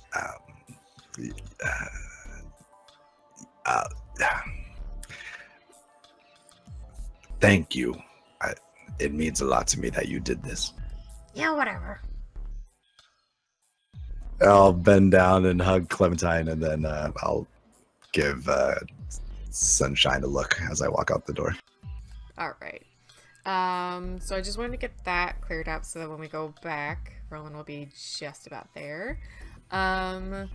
Let's say, Angel, I don't think you're going to be needed this evening. So we could do a little bit of a time jump for you. So you've got a little more of your story going along. So, what's wrong? You're like... Nothing. He is dangerously close to making a bad decision. Maybe he is. Does it involve puppies? No, it involves illusionists and... Alright. So, hopefully I'm not setting us up for any kind of awkward anachronistic situations, but we'll say that you continued working for the rest of the night. You've got, all of your you own a business. You're actually working there. You also, get a follow-up note from, the one woman who'd called you before from the Giovanni saying that, he would like to speak with you soon. He'll give you a call at his, most available time in the near future. She just wanted to let you know. He's still following up about the actual deal that you made. So you finish up your work that evening, and then over the day, DeMarcus and maybe I'm drawing a blank on your other Joey. Yeah, DeMarcus and Joey will go over to the nearby shop that had the car bought for $1,000, speak to the owner there, find out what they can by saying, hey, we think it's the same people that ripped us off. We've been hearing this thing about a guy and a girl going around doing stuff like this, specifically car related. So early, like bright and early next evening, not too bright though, you wake up. DeMarcus is just like kind of waiting and ready to talk to you. All right, then I will go to him, kind of expecting this and looking forward to this conversation. So yeah, when you two meet up, he takes you off to maybe like a front office that's not your regular one, but like it's still like, a little more secluded from the busy work and all the noise and the customers, and he sits down across from you and says, yeah, so the guy says he kind of vaguely remembers a couple people of the description I gave him, and he knows that deal happened, and he nearly got fired for it. He doesn't know it. He can't, recall what happened. He's nearly about to get thrown out of the company for whatever the hell happened, but somehow all the paperwork went through.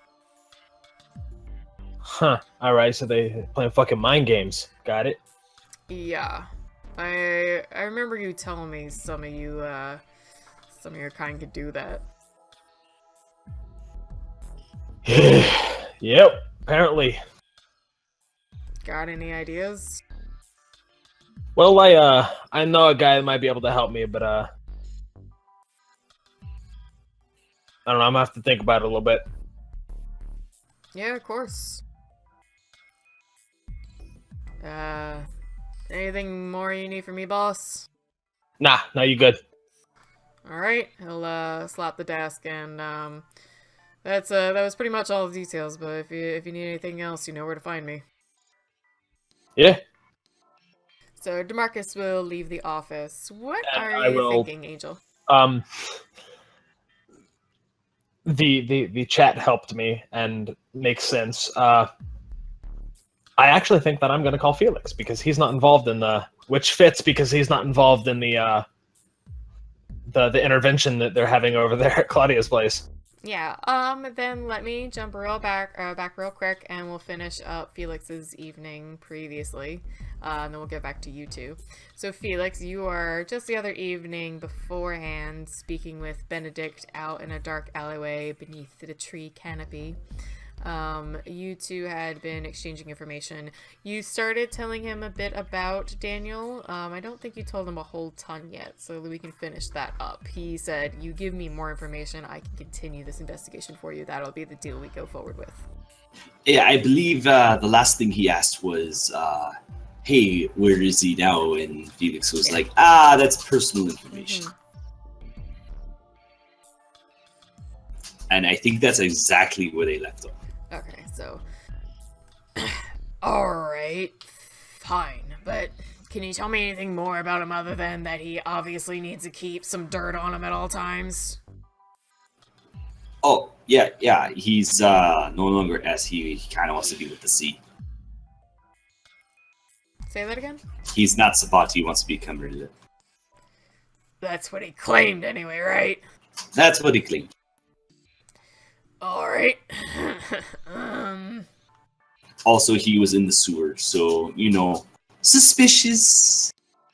Oh, banging his head against the pipe. I thought it was not bleeding, honestly. Right. Was he just banging his head against the pipe? Did he seem like he was dazed? No, I mean, yes, but if I was banging my head against the pipe, I'd probably be dazed as well. Good point. Alright, look, I'm gonna take that information. It doesn't seem like you've got much more to give me, or at least any more you're willing to give me, and I'll see a bit more what I can look into. Oh, please, I've been an open book on this. Sure thing, Felix. You have a good night, crazy cat. Nah, you as well, Ben. Yeah, don't call me that. And he walks away. Oh. But he called himself that. And Felix will contemplate that for at least 5 minutes. Alright. We can, after game, discuss a bit more about another evening's worth of downtime for you working on some rituals and stuff. I imagine that's probably what you would go back to your room and work on that. Yeah, that's so fine. Next evening, since you didn't have any other bothersome stuff, I hope. I hope as well. Angels is going to give you a call about an hour into wake up time for vampires. Do you even have a phone number? No. I think you have. I do, but she has it. She who? Right, Lizzie The girl. does. All right. But I don't know if I've given that phone number out to anyone. Well, okay. I was planning on texting Kim and saying, "Hey, do you have Felix's number?" So, texting Kim, we'll just make sure that doesn't just that quick text conversation wouldn't cause too much anachronism. I don't think so. And she would have given you Jocelyn's number. All right, then I will call Jocelyn's number. So does Felix make his way, or Felix is probably wandering around the commons as usual? Or no, I have something perfect. Felix and Jocelyn are helping Felix learn how to braid. Okay, right. That's just what friends do. So her phone goes off. She doesn't recognize the number, so she just slides it. Goes, hello? Oh, feel like I might have got it the wrong number. Who are you looking for? For Felix? So she laughs and kind of hands it back to him. She's like, I'm gonna have to stop being your pigeon at some point. I don't have a phone. But she hands you the phone either way. Hello? Hey, it's Angel. Oh, hey. How did you get this number? I texted Kim. call. That makes sense. Hello. What can I do, Agent? Just so I found out where these Ravnos are hanging, and you've got that little trinket around your neck, and I was hoping if you didn't have anything to do tonight, you help me come meet with them. You know, see what they're up to, because they're up to no good. They're causing some fuckery in town, and I don't like it. Oh, sure. Seeing what they do. Yeah, why not? That sounds interesting, actually. Is this on the down low, saying how I am on this phone and speaking aloud? I mean, kinda, I guess. I would like to confront them about the shenanigans that they are currently pulling. Okay, let me try to gather the first 5 to 15 minutes of what to do if that situation happens knowledge. And then I'll come. How's that sound? Yeah, sounds great. Okay, where am I needing you? I got a car. I can pick you up. Yes, that'd probably be best. At least I'm not offering to let you ride on my motorcycle. He would die.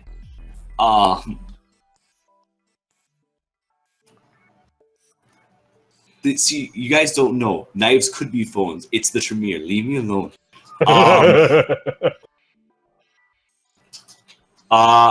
Yeah, sure. I'll gather information until you get here. How long? I don't know. Until you get here. That's a question for Spira. How do you get to him?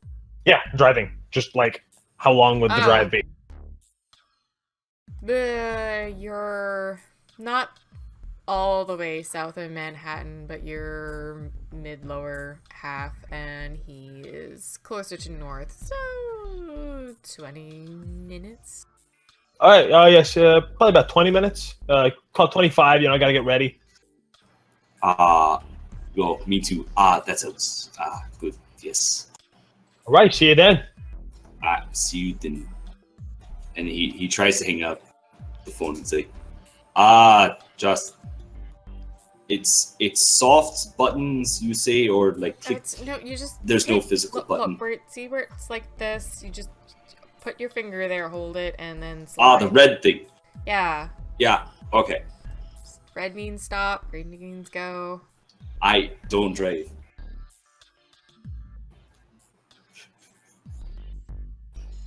Okay. He hangs up. So Justin, have you ever dealt with the Ravnos?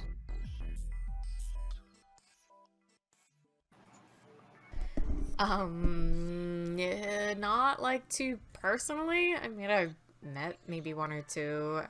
Why? I need about a 15-minute catch me up. Okay. Well, the short They do version, illusions, that's all I know. Yeah, the short version is that, and I mean, this is about all I really knows, the clan are kind of considered gypsies, like the gypsies of Kindred, and a lot of them are actually embraced from either nomadic groups, actual ROM. So we would seem to get along? You might, but the thing about them is a lot of people don't trust them, and not just because of the cultural idea behind it. So we're going to get along? Yeah, I think you might out of anybody. The thing is just, I don't know that many, so I don't know what's hearsay and what's true, but they have illusion powers, they like to use them. And they kind of, from what I understand, like messing with people, tricking them, like even just for fun, let alone also there is a pretty good standard for them stealing and other things like that. Like, I'm not really against it. We're all kindred. We've all done crazy stuff, but I'm just saying there's a reason a lot of Camarilla kindred in particular are a little weary around them. Okay. I think I have a plan. Okay, just be careful. You never know how old they are, how powerful they are walking in a place like that. Oh, I mean, that's walking to anything around, especially in New York. I have found, especially this year's. Good point. Just, be careful. And she's gonna, like, give you a little, like, pat on your arm and be like, you're a good guy, Felix. Don't want anything to happen to you. Oh, thank you. I appreciate that. She'll, like, get up and give you a wave. Need any more phone calls? You know where I'll be. I mean, yes, but will you know where I am? I'm sure we'll run across each other. I will grab some supplies. I have some crazy Tremere plans. I don't know if they'll work, but I got the plans. That's all you can ask for. Pretty much. Yes. Okay, so, you're gonna gather your things up, Wait, was it Angel's gonna go meet Felix or the other way around? Yeah, I'm driving in my car to the Chantry to pick him up. Gotcha, okay. So, as Felix is getting ready, Angel, gets himself ready as well. I'm guessing you're grabbing all your shiny, stabby things that you can. And you... I'm bringing Candlestick. And, well, that'll save you. And you get in your car and head up towards the Chantry, park outside the college where you would have been told where you could, like, kind of get access and entrance and find Felix, and just wait for him to come out and arrive. Yep. I come out, just normal, like, kind of geared, and I take a 1 second awkward more trying to get and fiddle with the door until I eventually open it, and I get in. And there's, like, in his pocket, it rustles a little bit. I'll give him a funny look, but, like, nothing beyond that. Is it 2-door, or is it, like, more than 2? I'm fairly certain it's a 2-door. Okay.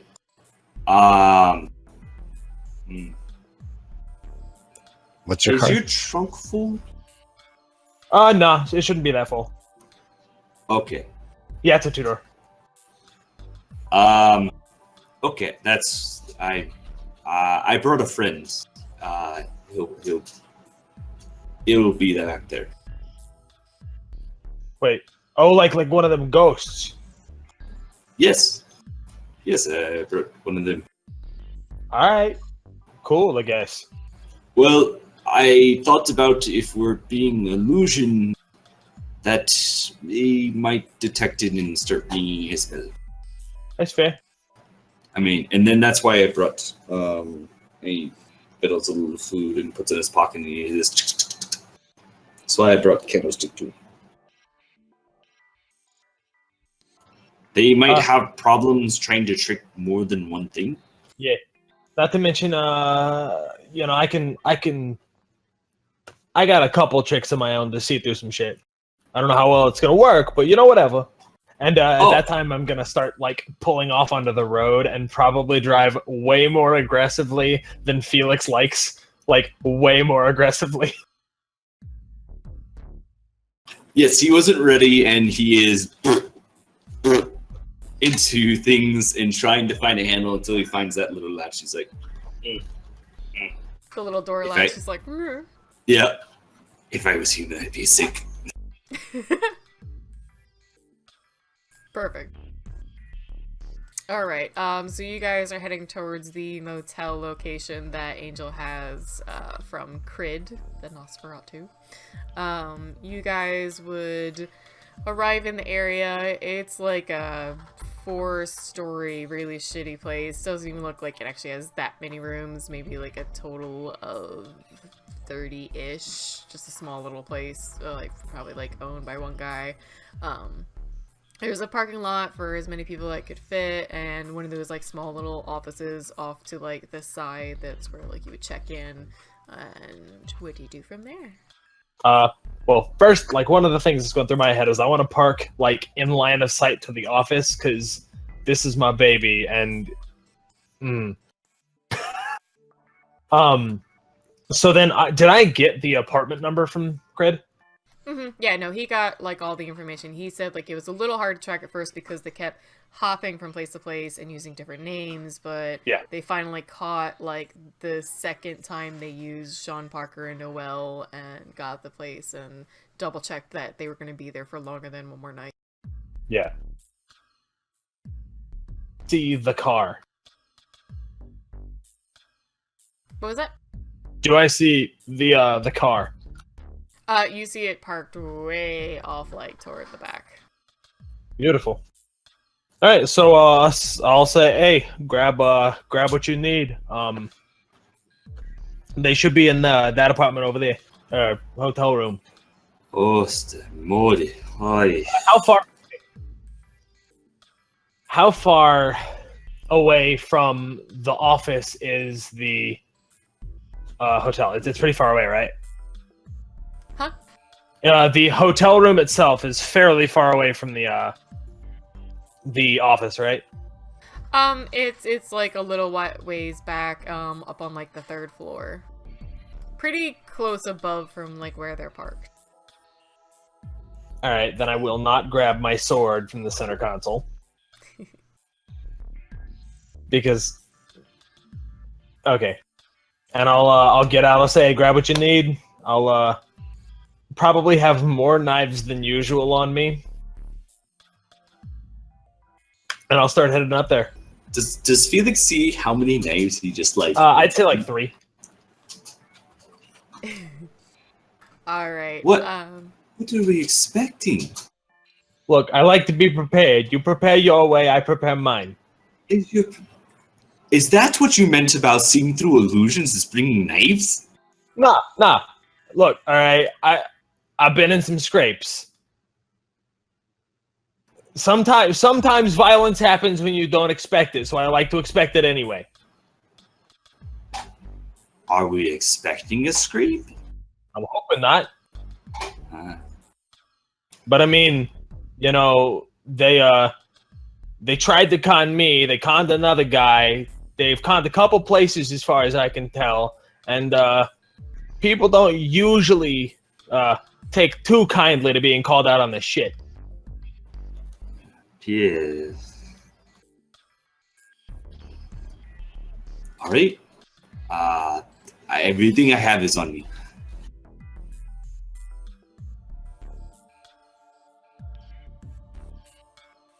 And then we'll head up to the hotel room. Alright, let's go back to the apartment before we check back with Angel and Felix. And so Roland would be arriving shortly. We'll give it a second if Nate, Kim, and Ike have any more words for each other. I think Sure, Kim does. Okay. What? What?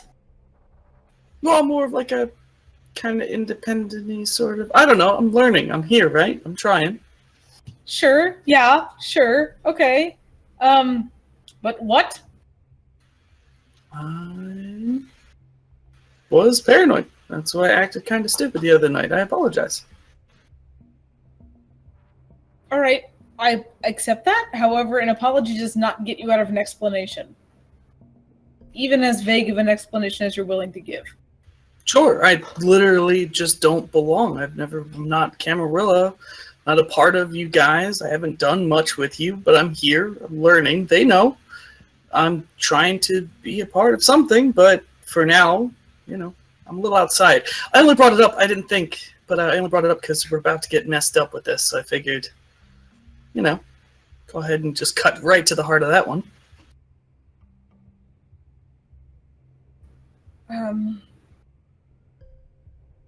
Okay. Look, honestly, I'm the absolute last person to even pretend to be able to judge you for anything. Okay? No, it's weird. It's okay to think it's weird. That's fine. No, I really don't. I just want to understand. There's really no. It's sort of no actual reason. I've just been floating for a long time, so I don't really belong anywhere. I mean that's not like shadowed and innuendo or hiding a path. Just what it is. I mean, I've told them the story. They know. They can back me up if they believe me. I believe him.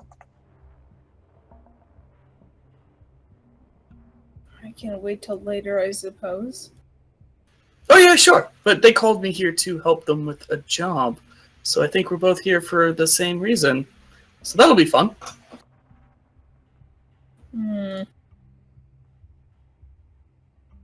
Okay, sure.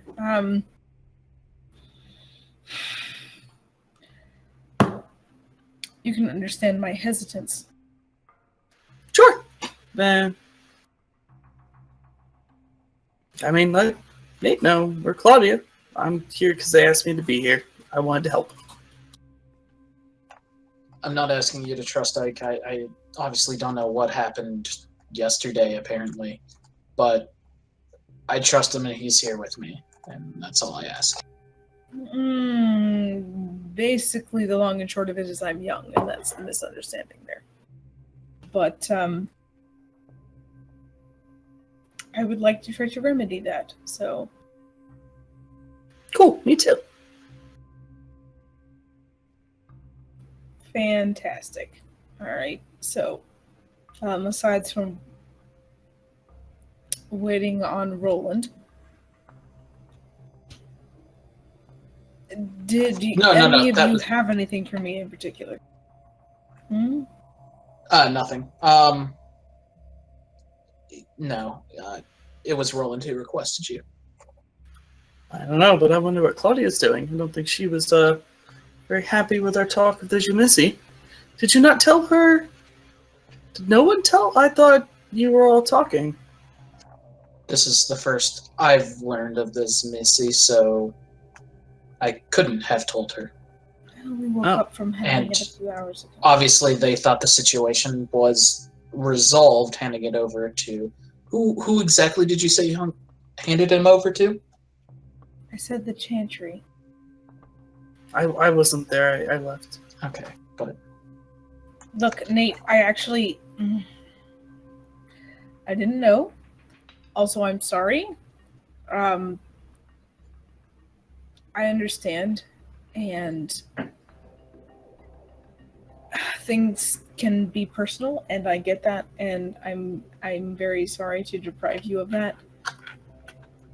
Well, if you want to... a little bigger than that.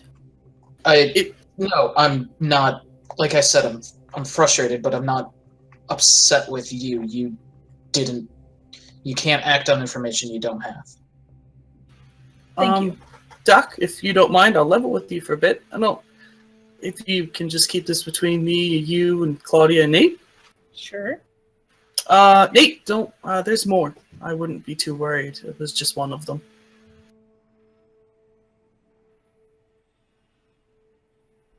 You are working off of... What do you mean there's more? You felt a large group of Jamisi doing crazy things before, right? You've been in their presence. You know what that feels like. On a slightly different perspective, but... You don't...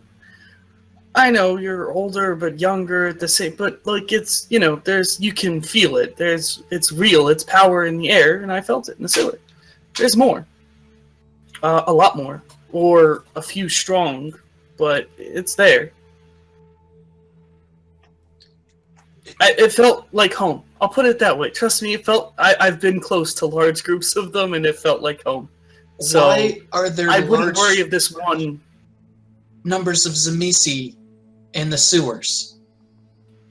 I don't know. There's Zamisi! Yeah. Who knows with them? Maybe they're looking to take back the city. I don't know. Whoever it is can control animals. I don't know what All that means. Zamisi can control animals.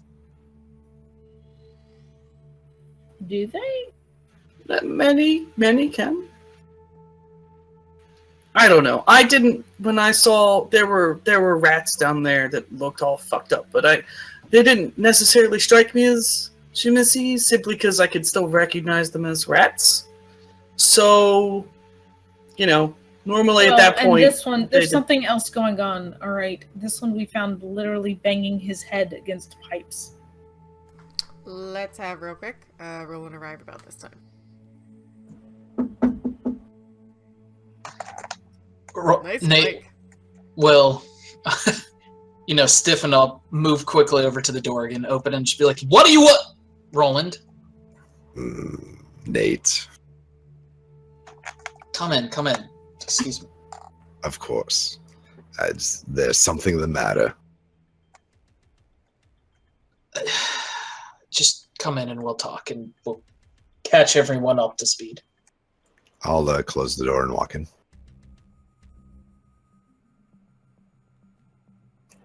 Hey, Roland, how are you?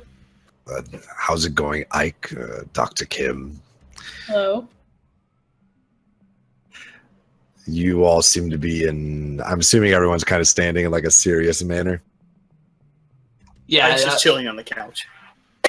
Nate is obviously very aggravated, and Kim has a like one of those rolly coolers that she's just kind of leaning on the handle. Am I in the middle of something? No. This specific conversation actually doesn't directly pertain to you. For once, I am glad. I forgot to send a text, but I no longer need Dr. Kim's services. What? Hold on, what? I was going to ask a favor of you, but as I was literally walking out the door, they were solved. Should I go then? I don't believe that's up to me.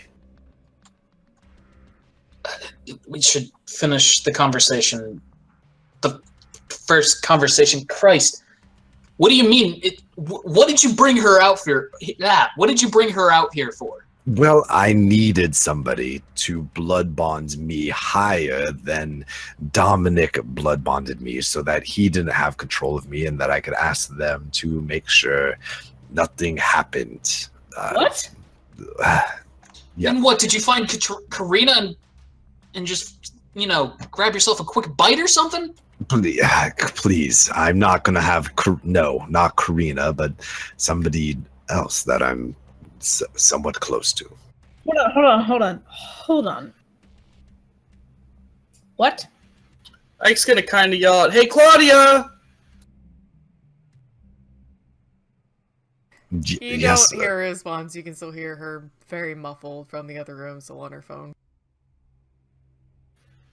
Okay, how did you fix it, Roland, if you don't mind? Because they kind of brought me in as like a consultant thing. I don't know. So I'm just curious if I could go now or if you still need help. Consultant? I no longer need the help for the blood bonding situation. I think I'd have that covered as far as the whole Setite thing goes. So who's your new master then? Setites. Yeah.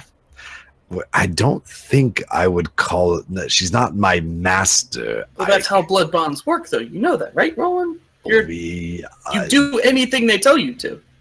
Hopefully, you're theirs. That's what it is. Not to ask me to do things, but it is. They can. Yes, of course. Yes, I understand they can, but I trust them, and no offense, Dr. Kim, but I trust them more than I do you. I've spent more time with them. You've met me twice. I can understand that, but what? You were going to ask Kim? Yeah, I thought that was... Wait, hold on. You were going to ask me to blood bond you? Yes.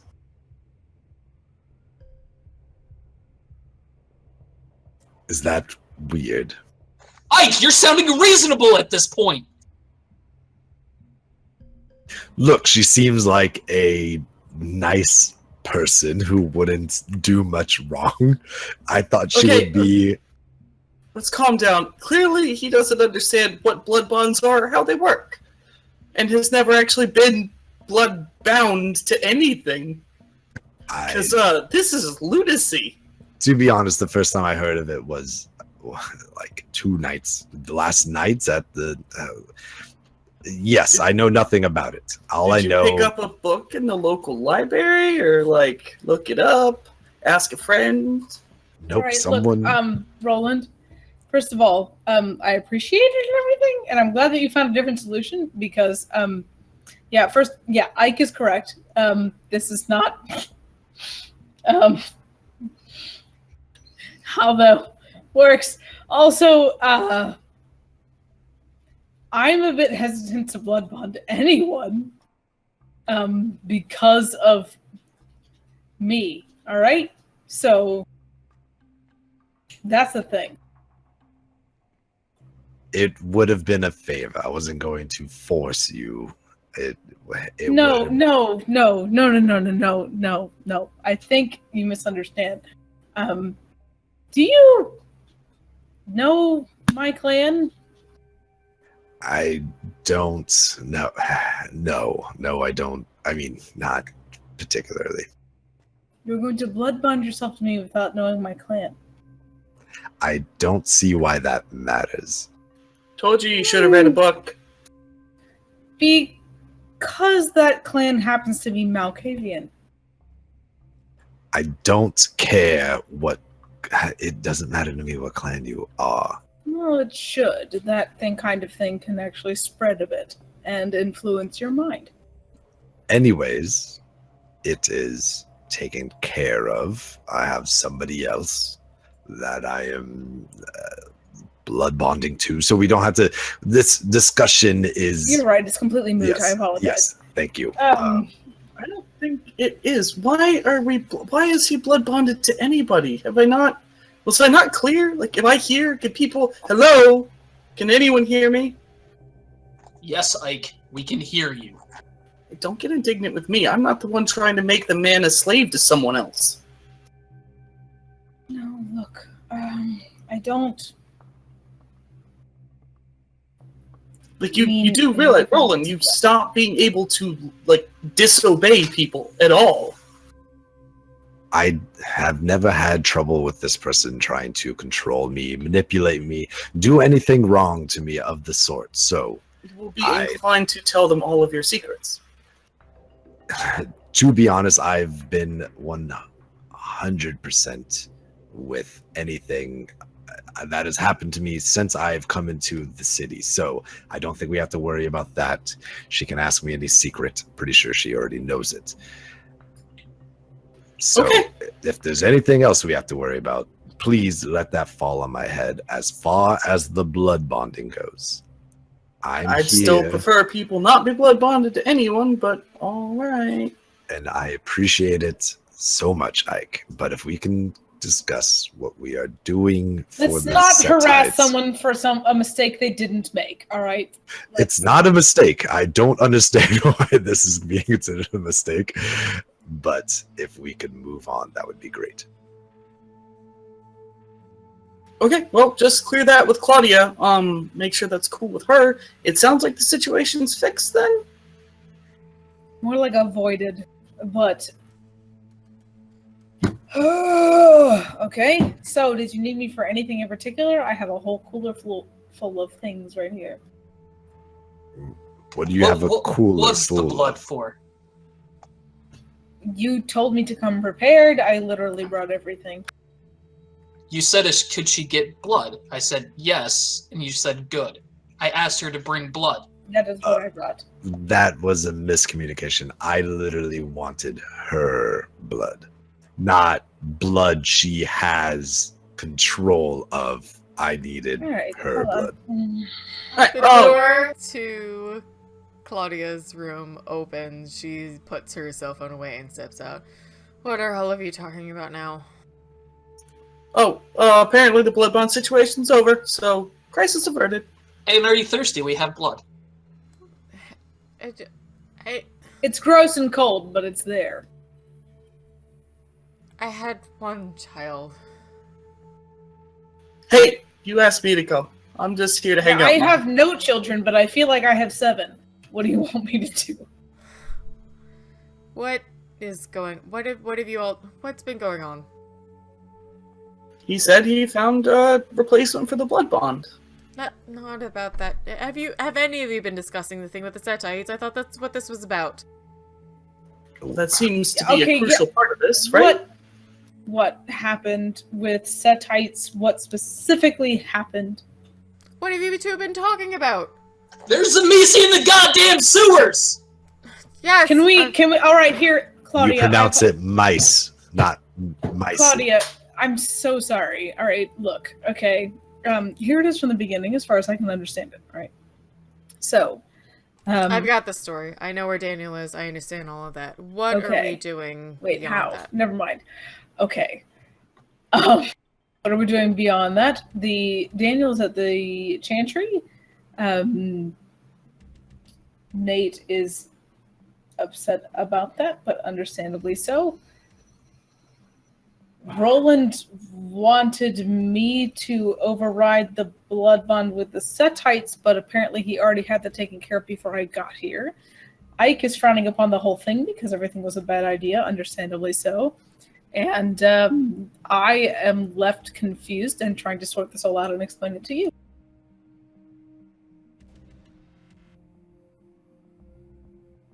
I'm going to be honest, Claudia. I still think the best way to go about this is to just do it my way and not have anyone be blood bonded to anybody. I don't understand everyone's obsession here with being blood bonded to each other. I completely agree there, actually.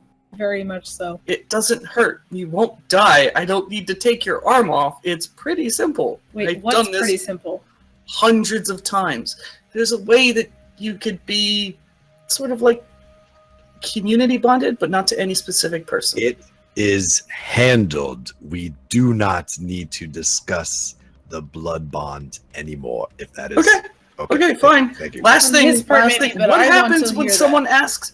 What happens when the set? No, hold on. Objectively, I want to hear this. I want to hear what his option is that you refused. We can make it so he's not bonded to anybody. He's bonded to a group of people.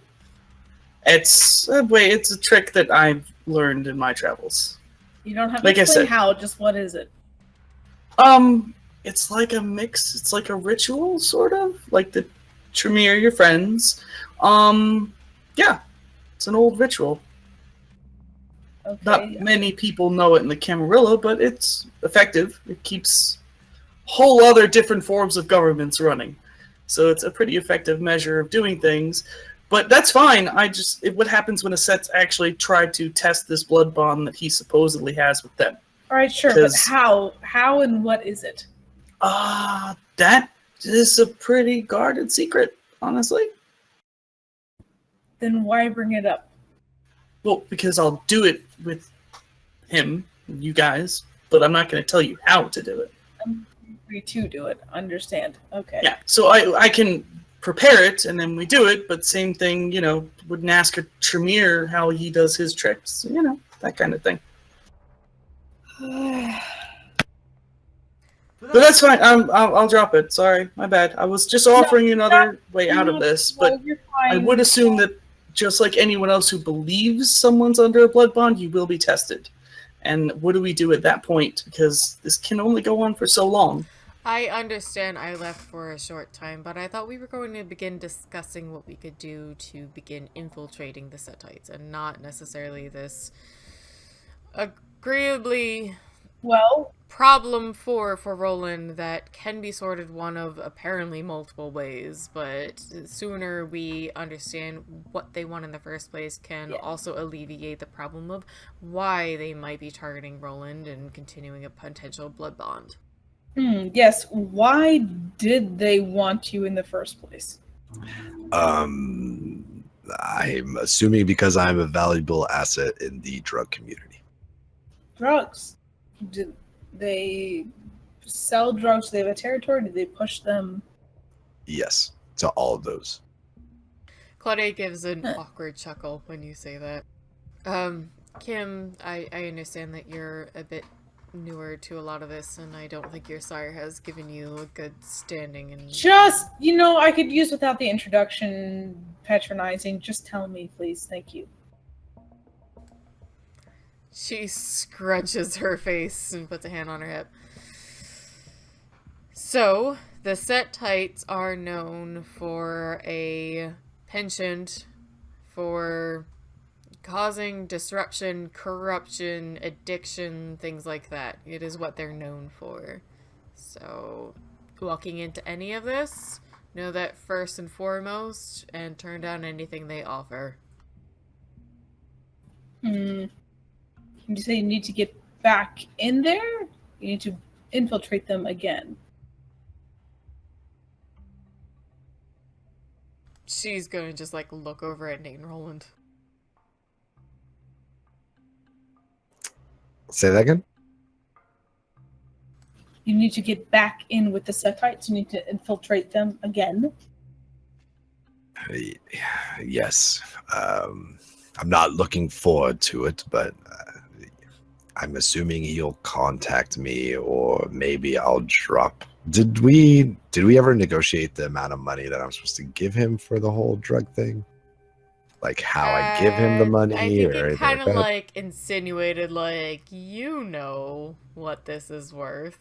Let me see you bring it back. Okay, got you. Kind of testing, but also trusting in a weird way, like a mix. Let me see you not come back with less, and we'll see what we do with you. Sure. I mean, yes. Well, because of the rave last night, we'd sold quite a lot of product that he is forcing me to sell for him. So maybe if we think of a plan, I'll go and see him in a day or two. And Hold on, maybe I can help. Explain to me from the beginning. I had a little bit of an interaction with the Setites. He fed me his addictive blood. I was blood bonded to him, and now I'm feeding off of the blood of someone that I used to know from a different city. Sure, but why? To control me. Yes, but why would he want to control you? To sell drugs for him in Camarilla territory and not Setite territory. There it is. Okay. Yes, Ike. Sorry, I just wanted to say, Claudia, not to, I don't actually really care much. I'd love to get involved, but I don't think I really want to do business with when he's blood bonded to the person. This is bound to collapse the second he either doesn't respond the way someone who's blood bonded should, or does respond the way someone who's blood bonded does. If this other one, if it happens at the wrong time, or he's kept away for too long, and then all of our names are ratted out, and I have a bunch of Setite knocking at my door trying to strangle me in my sleep. Claudia That's valid. crosses her arms and nods.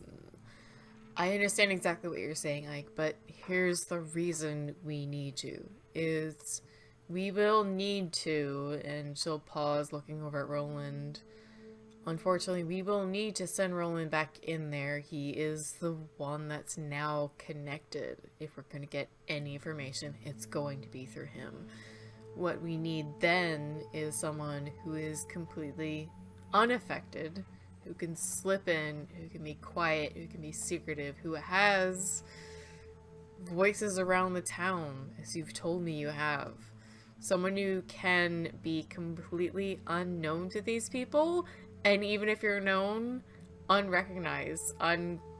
No one will care about you. They'll look at you and think, oh, this child buying drugs, kindred, probably owned by somebody because he's so young. You're the perfect secondary wave after the one we have to send in that may be affected. You will be completely unaffected. You know what you're going into. You are suspicious as hell. You're not going to listen to anything Roland says. You're going to gather the information you gather and come back and tell us what you know, and we get things from both sides. That's why we need you.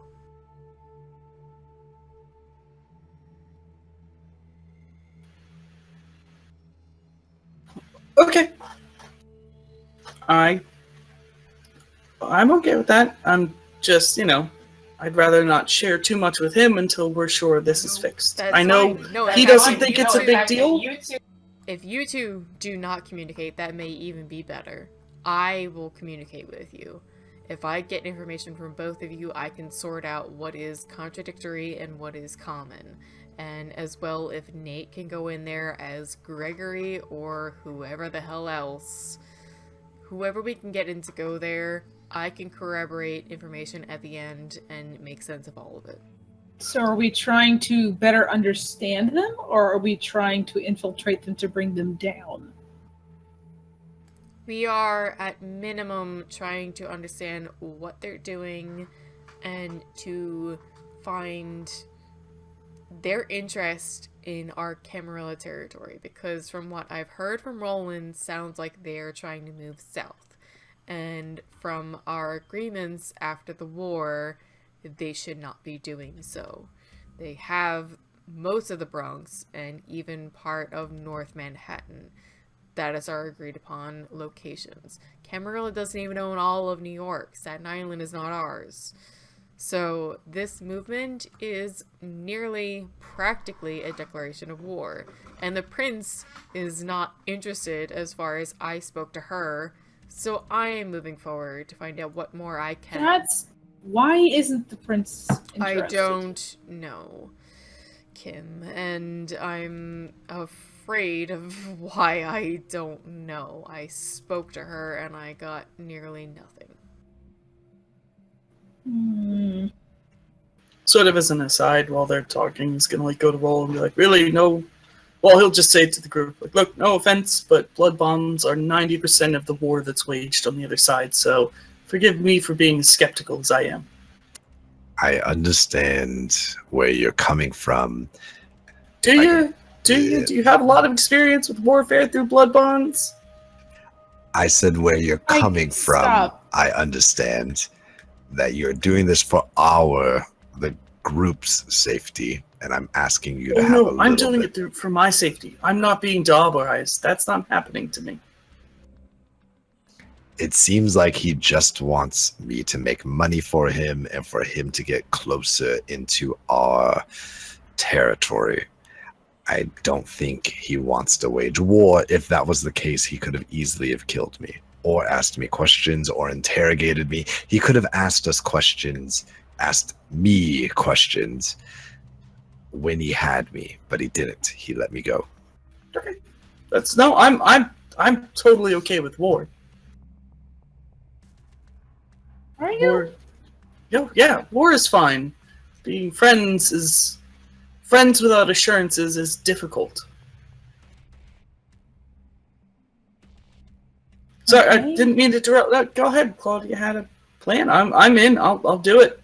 Like I said, as long as we're just a little separated, because Roland's vulnerable. No offense, Roland. I am finalizing my thoughts on even just an initial plan. This is not go out tomorrow, do this, do that. This is going to be complicated. This is going to be slow. This is going to need concerted, coordinated effort so that no one else is brought in by this.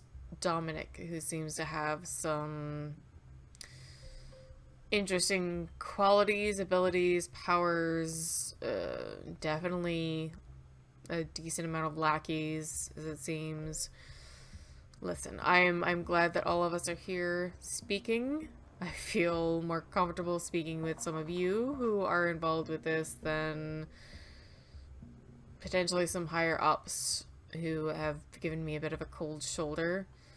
So I am going to continue speaking with my own colleagues and camaraderies on this, some of the other Brujah, and we will finalize our plans for at least an initial movement.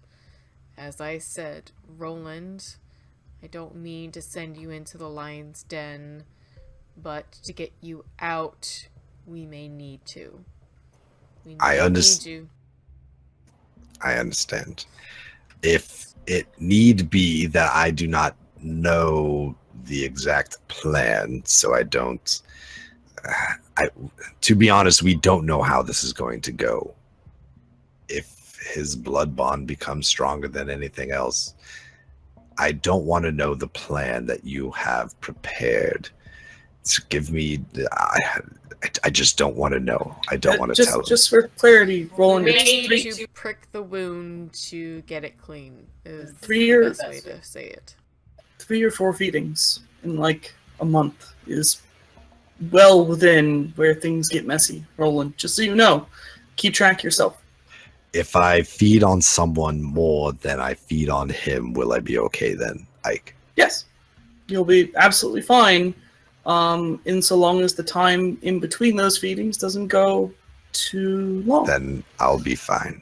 Thank you. But again, if you ever want to break out of all of this, let me know. I will do so. So, let us make our plans Claudia, to meet again shortly. I need will to talk to continue- you. Alright.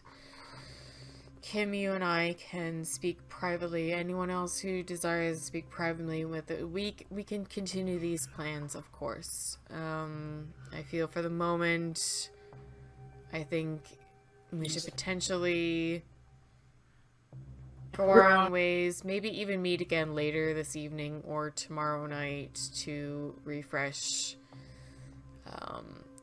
We've all shared a lot. I have a lot to digest. I have at least 10 kindred screaming in my ear about things right now, and I need to deal with a few other things. Oh, hey, Claudia, before you plan real quick, I was seen with these two in Setite territory, so I doubt they'll pay much attention to it, but I have made a Setite friend. Should I distance myself?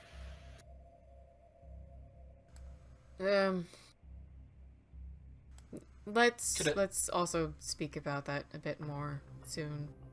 Okay. Nate?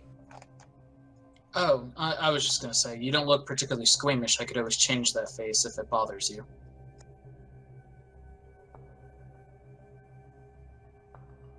To who? To Ike, you're saying I was seen in Seti territories, like I could always change that face. Sorry. No, I only play around with the devil's magic. I don't do that nasty shit. No offense. Okay.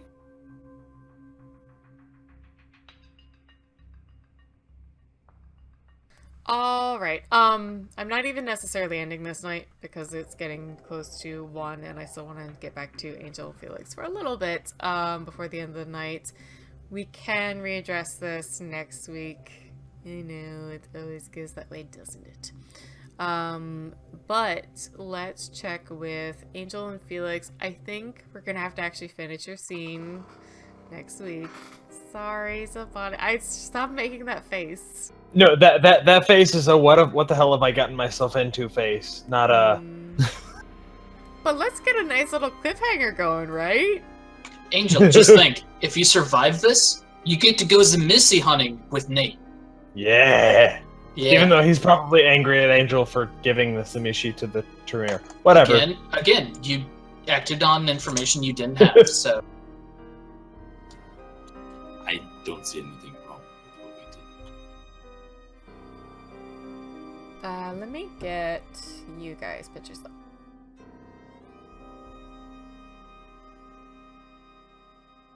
Alright, so Angel, you are definitely slinking down the 3rd story hallway, going up to their door at least. Felix, I think, is following along. It's not like he's gonna let me lead. Besides, I have a one-liner I want to drop when they open the door. So yeah, I'm gonna go up to the door and I'm gonna activate hearing auspex to see if I can hear footsteps in there.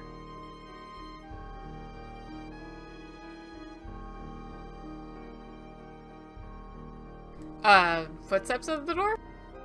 Huh?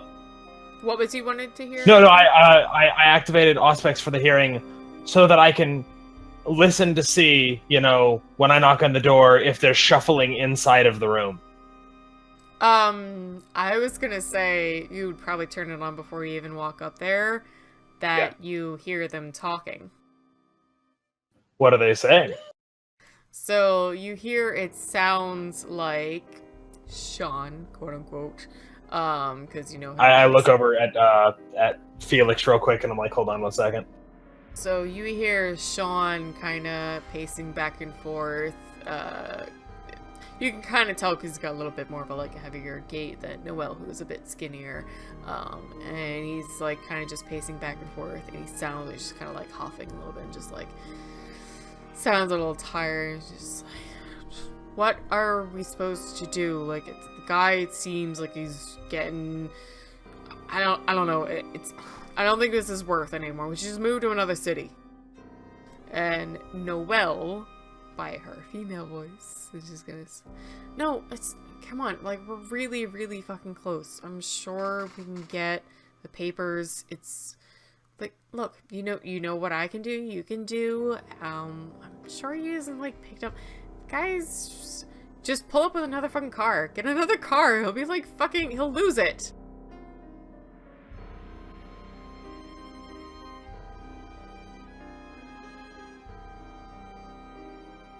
Is he relaying anything to? No, I was not. I was staring kind of off, at the corner of the wall and the ground or whatever, just kind of wherever my gaze landed, and furrowed brow.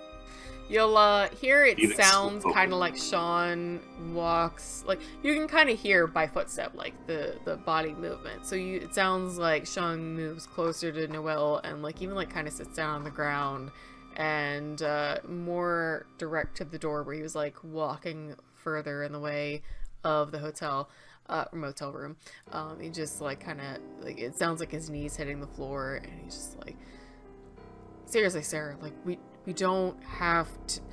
I understand why you think we need this, but we can just get more elsewhere. This isn't. And he gets shut off. She's no, he said we needed these papers. If we don't get them, I can't go back.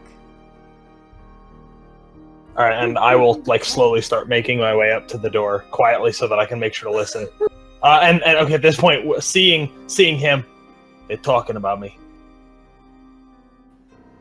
Oh. What should I do? I don't know. What are you good at? Cursing people for years? I like it. Should I prepare that? How long does that take?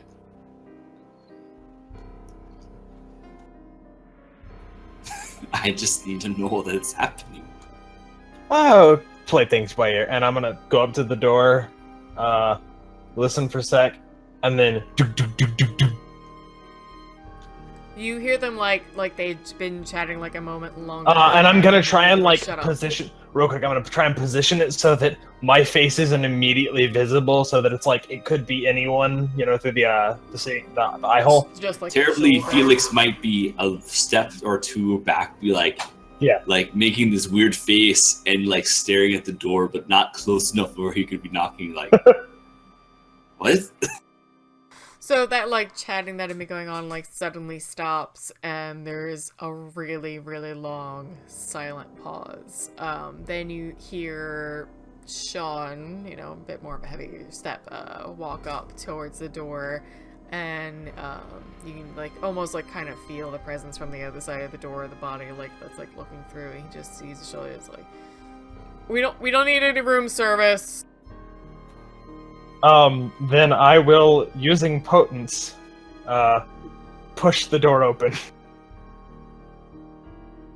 And I'm gonna say, oh wow, the Four Seasons is really downgraded. Hey, now hold on.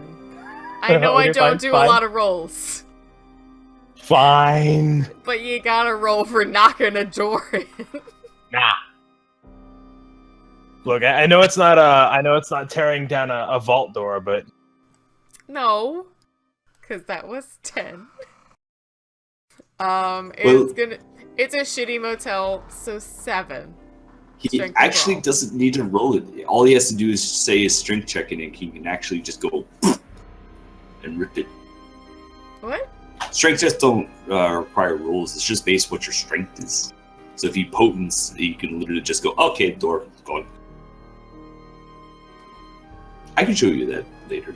Okay, I know sure. what you're talking about, but I'm drawing a blank, so you know what? You probably would have gotten it anyway, because I know you're... Unless he has to go, like, I have to do this right now. He can just go, and it's a shitty motel. Thing's probably already falling off its hinges anyway, so you knock the door in. If actually, like, the rusted, like, hinges just kind of go... Boomp, and you see Sean and Noelle look really just, like, shocked seeing the two of you. And I'm gonna say, wow, the Four Seasons is really, lessened their accommodations lately. Nice. I don't have a catchy line. That was good, though. That was out loud. So, Sean, as you know him, says, "Jeez, what the fuck, dude?" I mean, you're coming after me, trying to steal my shit. I guess it's just fair play. Ain't that right, Sam? He said Samantha, right? Sarah. Oh, Sarah. Yeah, ain't that right, Sarah? She actually looks a little shaken. And, I